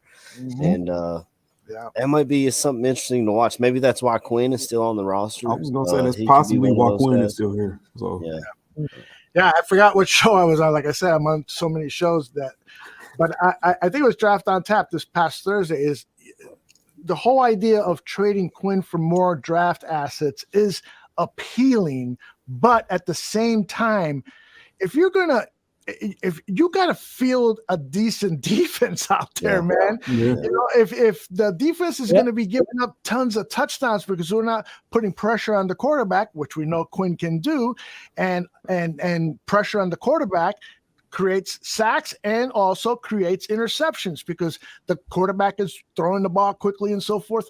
So if you get rid of him, then you're going to bring in a less experienced player to play that role, and you're going to put such a stress on the defense, and then you're going to put a stress on Justin Fields because all of a sudden it's 14-0, and lose the run game and so forth. So while it's appealing, you know, if they called and say, hey, we'll give you a second and a fourth for Quinn, I would be like, oh, man. That's hard to pass up. I feel like that was his draft. I mean, his trade comp. Like you, a second and a fourth, I think the Bears will play. Be like when a pretty woman comes up to you and starts flirting with you and you're with your wife. It's like, oh, no, I'm concerned about you, brother. They don't even have to flirt with me in front of my wife. They say hi, and she's like, "Who's this bitch?" I'm like, "Hey, she's the waitress, Mallory. She's the waitress." She giving us drinks the whole night. You ain't seen her? What you mean? Oh, that's hilarious, man. So I'm anyway, all right because I'm free. Sorry. no. No, I was going to say because I'm single, so I'm quite happy. I can look at anybody, try and get off of anybody. So it's all good over in the UK. You're a lucky guy. Every time I go out with my wife, I'm Oh, wearing yeah. sunglasses, so she can't see where my eyes are looking. That's why you gotta wear the dark shades. Yeah. Why are you wearing Yeah. sunglasses in the house? Oh, we got company over. Oh man, it's all bad. Baby, it's Chicago. You know I'm high. My eyes are red. My eyes are red. I don't want her seeing it. I don't want. Hey guys, thanks for letting me butt in and sharing my mock drafts. This is the time to start making your mocks, man, because now we know pretty much what it looks like. Now there are going to be some other free agents signed, and we might land a big name that could alter the draft in terms of draft needs. But Greg says that there's some meetings going on with the NFL owners this week, and he says that typically there's not a lot of free agent signings during these meetings because there's kind of it's a competition rule committee and stuff that people are kind of focused on. So now's a good time to do mock drafts and kick around ideas and because I asked Greg this. Do teams do mock drafts? He goes, yeah, they do, but they don't do them until much later. And so you want to try to anticipate what the other teams are going to be looking for. So that's one of the reasons they do mocks. But great stuff, and thanks for having me on. And I'll turn it back on. Nice seeing you guys, and great job. Okay. All right, brother. All right. Yeah, brother. cheers, Aldo. It's been a pleasure, mate. Absolute pleasure. Thank you, man. So I think I might use that segue that Aldo just left us with, not on purpose, where he was talking about the owners' meetings. I don't know if you guys have heard some of the rules that they're going to be talking about at these owners' meetings. Is it the overtime rules? Yeah, that's the big one. I think both teams get a chance. Yep. A lot of people are saying both teams get a chance. The Titans and I think the Cardinals. The Colts in it. Yeah. They put out an idea that, like, in overtime, if the first team scores and kicks a field goal when the other team scores, they have to go for two or something like that. So it'll really be like a sudden death thing. I don't know what they're going to go with, but I felt like it's something we could talk about. Man, I've always been opposed to how they did it. You know what I'm saying? Especially in how it used to be. First person that scores is like, damn, your defense either been out there all game or your defense been sucking ass all game. So it was a lose-lose situation. And then you get the newer rule of if they score a field goal first, then you get a chance. I like that a little bit better, but then on the same aspect, your defense either been out there getting their ass whooped or they've been out there all damn game stopping this thing. I like the college rules. Both teams get a drive. You know what I'm saying? Start them in the red zone. That's what I want to see. You know what I'm saying? Somebody scores. Then you go from that point. The one thing I don't like about the college rules is when it gets, I think it's past that first overtime, you got to start just trading 2-point conversions. And that's all they're doing. I'm not a huge fan of that, but I mean, I hate ties. Everyone hates ties. Yeah, everybody hates ties. So why do we have these rules in place to where a game can end in a tie? I mean, there shouldn't. Yeah, we love ties over here, mate. In cricket, they can play a test match for 5 days. In cricket, over here, and still draw, and still draw. How fucked up is that? 5 days. 5 days, mate. 5 days. See the way my life's set up. You got to have some damn depth for that, man. Right, bro. If we go to overtime, you got me for 15 minutes, and that's it, bro. I don't got nothing else after that. Yeah. I mean, it seems to me that the overtime rule at the moment is like it's all on the luck of the coin toss, sorry. And that's just absurd, especially like, when it came to the playoffs last year with the Kansas City and the Bills. Basically, that would have done in a coin toss, and that were it. They just didn't get a chance to get their offense to get on the field. The Bills did. So I think it definitely needs changing because that's just that's just so old fashioned and it just doesn't seem to make any logic anymore in this day and age. Right. Yeah, and even before that, the Chiefs had tried to get this pushed through, but I guess they were the only ones that did it, and that was when Brady was with the Patriots and they beat the Chiefs in overtime, and the Chiefs never even got a shot. So you've had multiple playoff games that have ended this way. Yeah. Excuse me. Now the Bengals, they got a turnover in overtime and was able to win to go on to the Super Bowl. But I think the percentages are very skewed to, like you said, Chris. Basically, you win the coin toss, and you've got a high percentage chance of winning the ball game, and the other team not even getting a chance. Yeah. So especially I definitely think both teams need a shot. Yeah, I do. Especially like when it used to be like the first points, whoever scores the first points wins. Oh, so like you win the toss, kick a field goal, and then you win the game. I mean that's just not fair. Mm-hmm. Yep. So that was one of the big things, and then of course free agency is going to continue this week. I don't know that there's much more. I was gonna say another thing about free agency, real quick, man. I think fans need to understand between now and even till after the draft, up until training camp starts, there are going to be more cuts that people don't realize. There are going to be more vets who teams say, you know what, we're good on you. They let go. It's going to be more trades. You know what I'm saying? People, especially after the draft, when you start getting these young stars that people are gonna put all their time into. Just because you haven't seen a big name yet doesn't mean that you're not going to see a big name down the line. I believe Poles has set us up in a good spot. Like I said, we're about we still have 18 million in the cap. It's not the glorious amount of 30 like a couple of teams do, but you got to realize those teams that do have that now are the ones that said we're getting rid of people now. We're going to get rid of these stars. Yeah. Like I said, there's still a lot of time to see somebody get brought in. Like I said, we might see a left tackle or right tackle get brought in. And that's going to alter everybody's mock. And even after mocks have been done, it's gonna change shit then. So I think one guy I wouldn't mind them going after is Eric Fisher. He spent time in Kansas City under Poles, and he spent time under Eberflus in Indianapolis last year. So he's got a connection with both of them. I wouldn't pay him a whole lot because injuries and age have become a concern. But I mean, he's younger than Peters was, and we started him at left tackle last year. You know, he's 40. But he still hasn't retired yet. I'm just saying. All right. Bring him back. He still hasn't put in for retirement yet. I thought he played really well. Overall, I thought he played really well until he got injured. And I always remember as well when he did like a massive block on a DB, and I just thought he'd fucking killed the guy. It was awesome.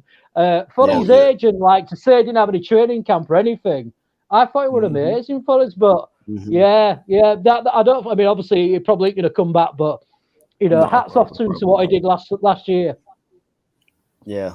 I mean, he's one of those guys where what I was talking about earlier, having the experience that is going to teach players how to be pros. I think Mustapher talked about picking his brain while he was in camp or while he was on the sideline. I mean, you would hope Tevin Jenkins was right there with him. I know I said I wasn't a huge fan of Juan Castillo, but he did have Borum and Jenkins in the training room learning with their books when they weren't able to learn on the field. So that was one good thing about him. And then I don't know where they'll go with left tackle. I don't know if they want Jenkins there or if they go with a free agent. I don't want to pay a ton, which I think is Poles' idea as well. He's not going to pay a whole lot. And next year we might see a big splash. I don't know who's going to be available, but you can make a couple big splashes next year. 130 plus mil in cap space. Yeah. Like I said, I do that shit in Madden frequently. When you cut a whole team and you got almost 200 million in cap space, and you just like, all right, now I'm just going to start signing people and make a squad. I just turned the salary cap off when I played Madden. I don't play with that salary cap. He said, "Fuck that! I don't want to worry about this later on." That's right. But, I mean, they pretty much at that point for next year, man. You're gonna have that much in cap space. I mean, I don't think they're gonna be like, oh yeah, let's go sign this player and spend all our cap on two people. Right. I don't think that's gonna happen.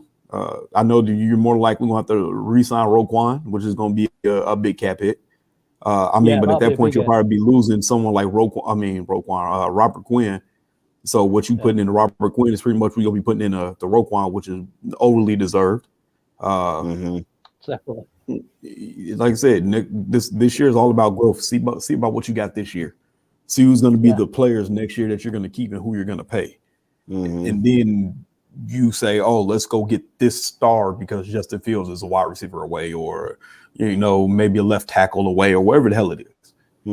So yeah, that's probably the only worry I'm having is I know because some people are saying is Justin Fields, are they committed to Justin Fields? And I think they are, because I do. When polls came out, he talked about Roquan, Mooney, and Justin Fields. And when they had their press conference, Justin Fields had his press conference and stuff.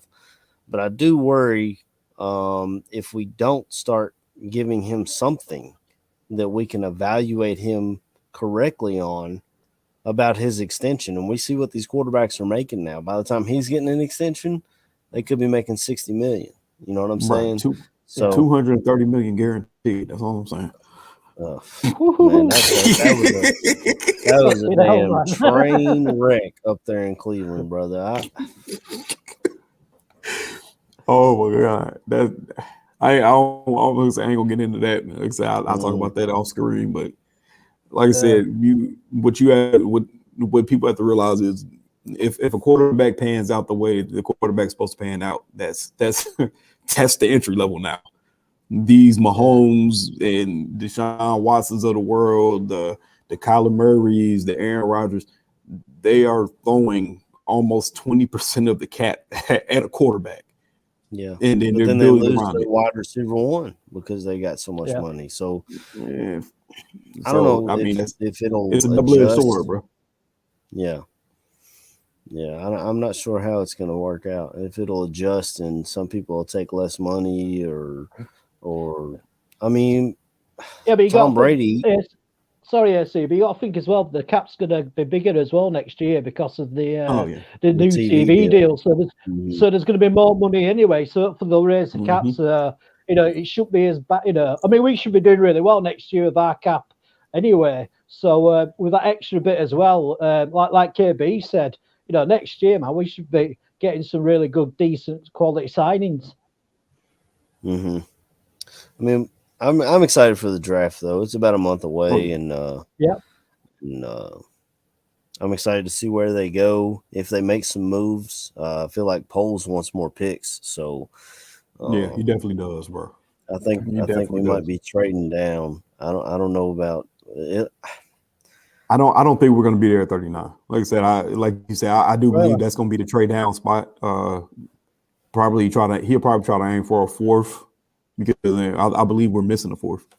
He'll probably try to trade down to pick up a fourth, maybe another late round pick. If there was any way in the world we can trade back and get a second, a third, and a fourth, hey, shoot for the stars, bro. But we're talking about trades. I remember something I wanted to talk about. We signed Trevor Siemian this week. Oh yeah, we definitely got to speak on that real quick.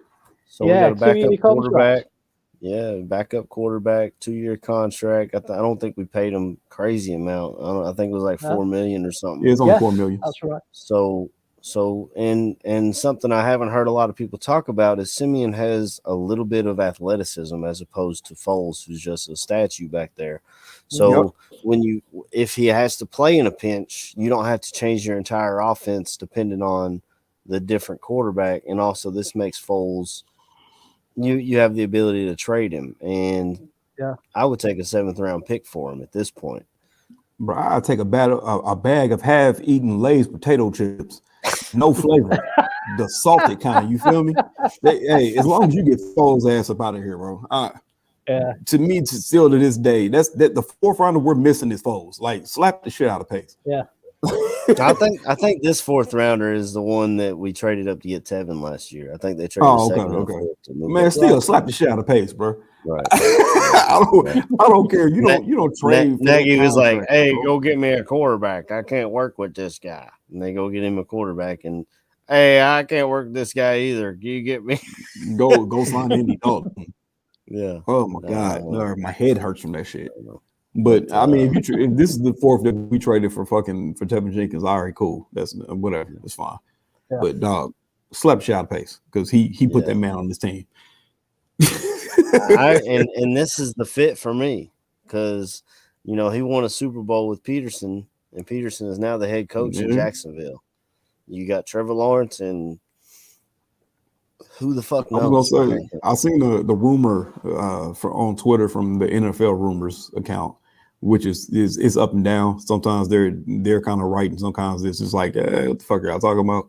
But they say Houston and Jacksonville have reached out. So yeah, right. If they reached out, bro, you can give me the long snapper for Nick Foles.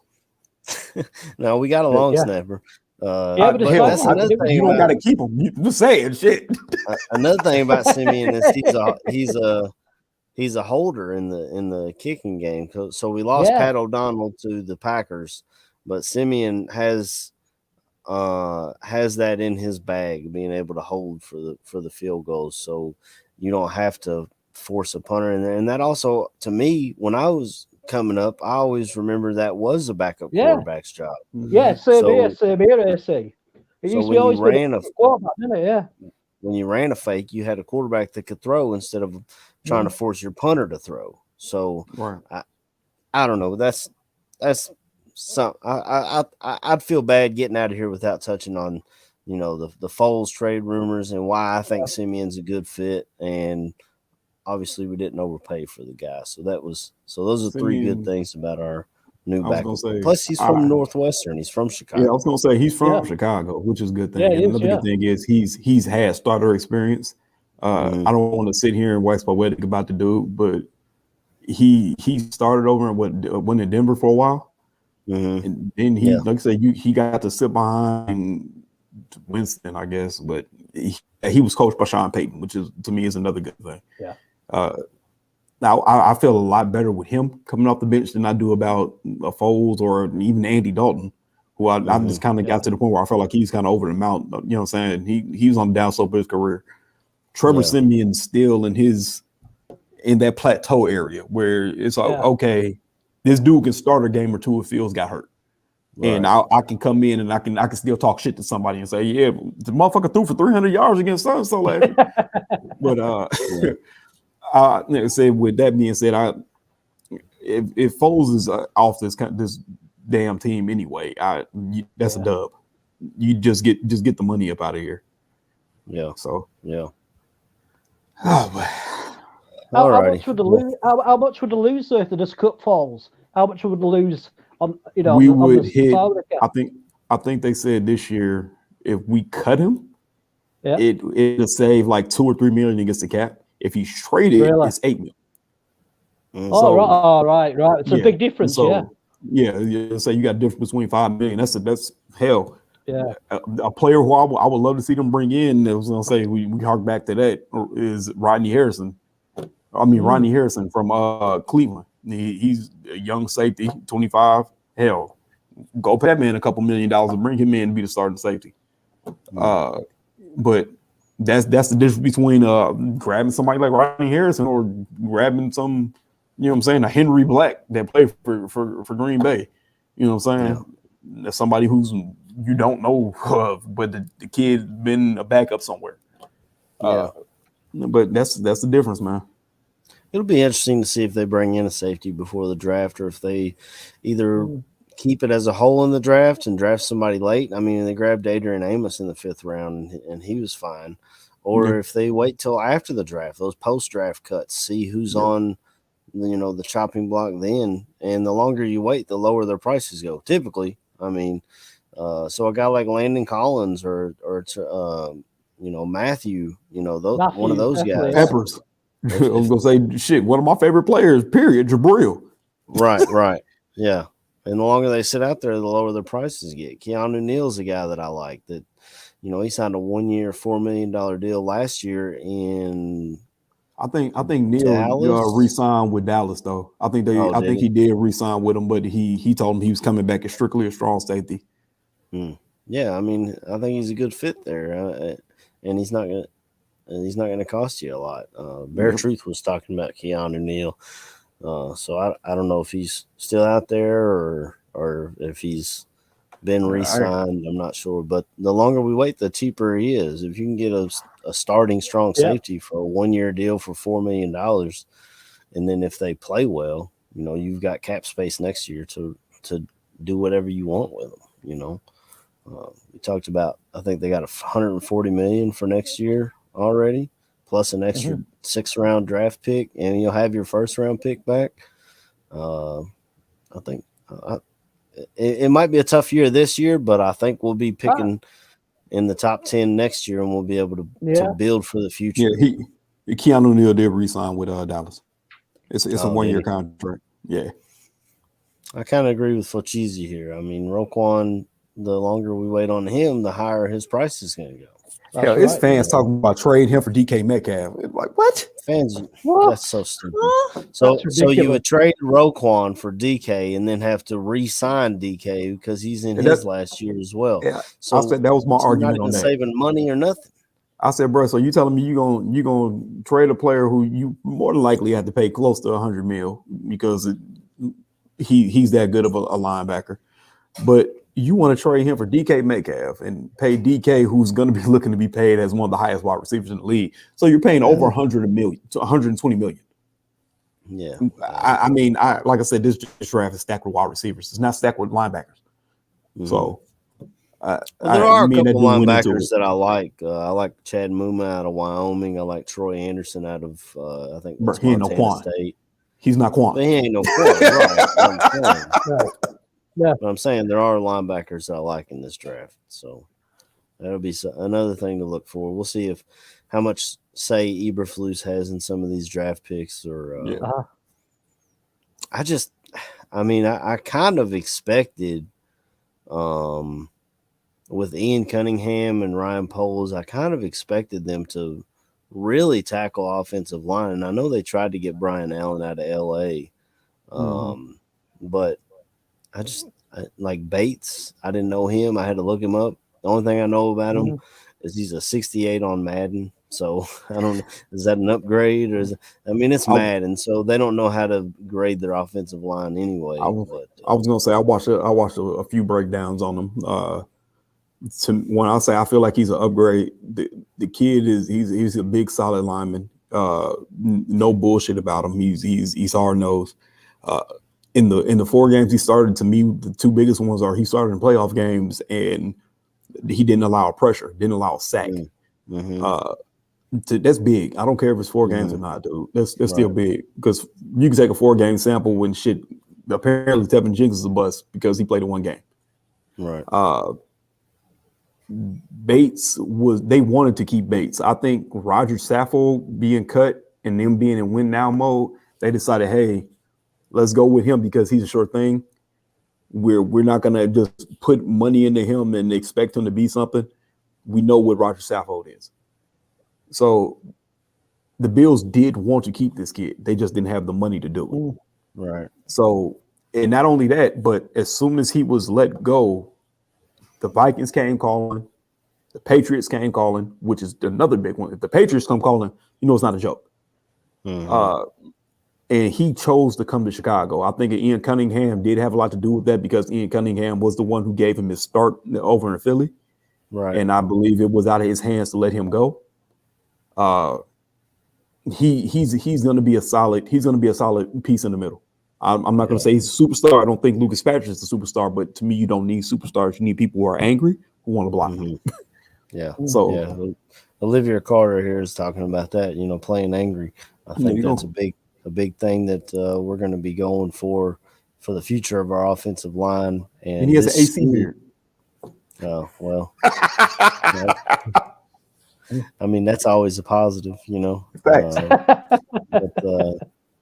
But the scheme we're going to, you don't have to have in my opinion, the superstar left tackle. I mean, the San Francisco 49ers got Mike McGlinchey, who they did draft in the top 10, and he's a solid left tackle, and he holds his own in this offense. Here at Kentucky, when we had Liam Cohen, we had Dare Rosenthal transfer in from LSU. He played left tackle for us last year and played really well. But he's not a superstar guy. He's projected as like a 6th round pick, even though he ran the fastest 40 of any offensive line. But I mean, I guess that's irrelevant. It's just a fun fact. My point is, you don't have to go get a top left tackle to play this position because of the way this scheme works. And I mean, we'll see how it all plays out. Madden always disrespects our guys, so it don't really matter. I was gonna say it's gonna be a lot of play action and some of that zone power that they do. And then, to be honest, like you said, you don't need somebody to be a world beater at honestly in either of the tackle positions. All you gotta do is hold up a little bit and let them get the ball out. But that doesn't change the fact that we do need you to be good at blocking, though. So. But it does seem to me that we're going to be a bit more run heavy anyway this year. So that's obviously going to help in that situation. What's that? Yeah, I was going to say that's why you go out and get old boy from Tennessee. Yeah, and I think our new running back had a lot to do with that too. Darrington Evans, because he legit as soon as he got signed, my man was like legit talking about whatever his name is. I'm not even going to try to pronounce old boy's name. It just starts with a B. It's KB. We'll go with that. He was immediately on the phone with my man's talking about some, hey man, come play, and he came over. So I think he had wrong with that.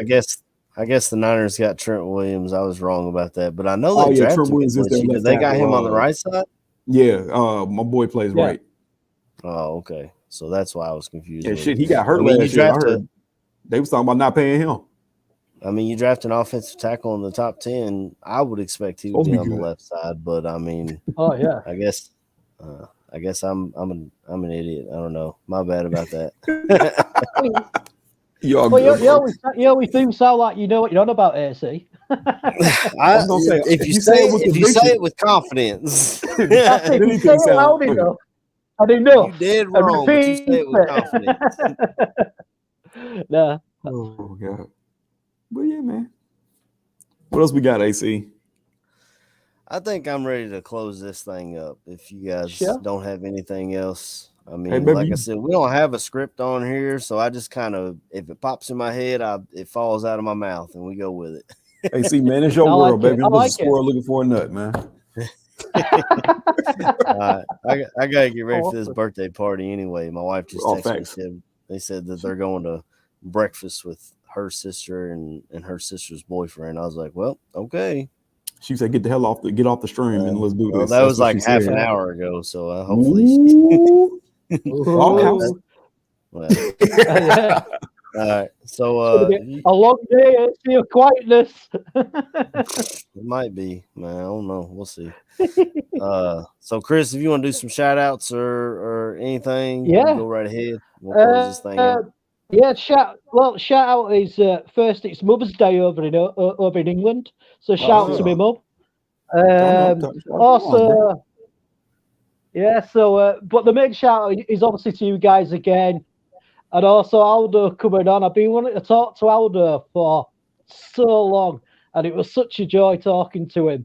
And I'm so glad he came on our show. And every time we do a show, I always learn something. And I love that, especially when it comes to the draft, because, like I said before, I find it hard to sort of follow college football over again. So it's all sort of really interesting to me and new. So, shout out to you guys for making it a marvellous two hours of talking football. And shout out to your son, AC, happy birthday. And you guys all stay safe and bear down. It was all, innit? Bear down, brother. Bear down, man. What about you, KB? You got some shout outs? Tell us what's going on. Like I said, man, shout out to everybody in the chat, man. Like I said, it's always humbling to see people come in here in the first place, just listening to a bunch of dumbasses talk.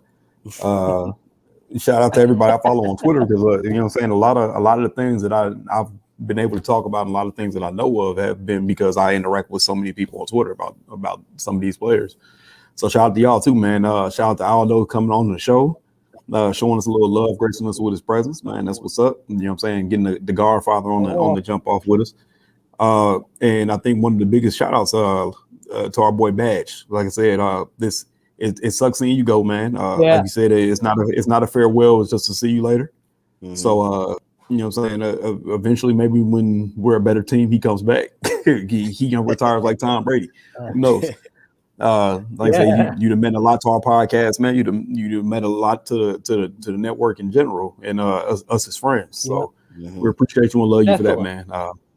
So shout out to you boys, man. Always. Yeah. Cheers, mate. Definitely like KB said, shout out to the chat, man, for coming on here on a random Sunday. You know what I'm saying? You're kind of a month away from the draft. You're in the middle of free agency, but the Bears aren't making a ton of moves. But you come on here and hang out with us, and we sure appreciate it. If y'all don't mind, smash that like button on YouTube. If you're listening on Spotify, please give us a rating. If you're on iTunes, rate and review the Ballroom Network. We sure do appreciate it. Hopefully you're giving us 5 stars on that. Hit the like, man. Damn. And that's for you, kid. Shout out to y'all. Shout out to just like KB said, man. I'll mirror what he said about my brother Badge, man. Shout out, brother. I appreciate everything you've done for me. You were part of the team that brought myself and KB in. We were just fans, and Chris as well. You know, I was gonna say fans. We all fans got brought in by Badge. They got brought in. They built this brand. They helped build this network, and we continue to grow. And definitely, so shout out to you, brother, and shout out to Captain Bobby Bombs. I texted him earlier this week. He was like, "Man, I'll be back around the draft." So I don't know if that means I'm on a sabbatical. Right. I don't know if that means the week before the draft he's gonna hop on, or the week after the draft he'll hop on and talk about the guys we did get. But enjoy your time off, brother, man. Enjoy time with your family, because you never know what's promised tomorrow, especially in his line of work. You know, the military. He'll be called up tomorrow to what's going on over in Russia and Ukraine. So definitely shout out to him for that. And if you guys liked our show, talking about our mock drafts over here, I had a blast putting that all together, man. And talking about draft picks, learning some draft picks. I didn't even know that offensive tackle from Tulsa, seeing how mean he was. That was awesome. Yes, KB. And learning about some new guys to be on the lookout for. And if you guys in the chat are huge fans of the draft or prospects, be sure to tune in to Draft on Tap with Danny and Neil. They break it down the tape. You know, I feel like George McCaskey. I'm just a fan. I'm not a football evaluator. You know what I'm saying? So I don't really know what I'm looking at 100%. But those guys, they break down the tape. They break down play by play and tell you what's good and what's bad, and they're unbiased about it. You know what I'm saying? They don't, even though Neil, right? Even though Neil works for Mississippi State, he's unbiased. He will tell you, yep, this dude's good, or no, this dude should not be as high as I don't see him being as high as people think he is. And so shout out to those guys for that. I think I heard Aldo talking about Greg Gabriel having a show this week, talking about, you know, pulling that curtain back a little bit behind the scenes of the draft, which I'm looking forward to watching that, because just the knowledge that Greg Gabriel has from his time. I mean, he was a scout with our Chicago Bears for years, and seeing the ins and outs, the back, you know, what goes on in the background that we don't know anything about. So definitely check that show out if you're into that. We got Bulls Gold with the Bulls. They struggling a little bit. We're struggling right now, bro. They are struggling. They did win last night against Cleveland, so shout out. Still holding the 5th seed right now for that. But they went from the number 1 seed to is this team a contender to can this team stay out of the play-in? So it's a even flow on the season with the Bulls. So check those guys out. They know all about that. You got the South Burbs Hitmen, my man Joe Mandel coming back with all that. So if You you're got a the Sox Double A fan or show a that's Cubs fan, constantly going on too, man. absolutely. Double A, they get on, they talk about the racial issues that are going on in America. And they cover those hard topics that I don't want to talk about. I'll be completely honest. I mean, when that Deshaun Watson thing happened, I was like, yep, well, we'll see how that goes, but I don't want to talk about it. You know what I'm saying? Yeah. Kind of stick my head in the sand, and they're difficult stuff to talk about, and they're big men for talking about that kind of stuff, man. It's definitely hard. But stay tuned into the network. The best way to do it is just subscribe to our YouTube, and they'll tell you when we're live, and obviously smash that like again, and we'll leave all y'all with a fat ass bear down. Bear down, baby. Bear down.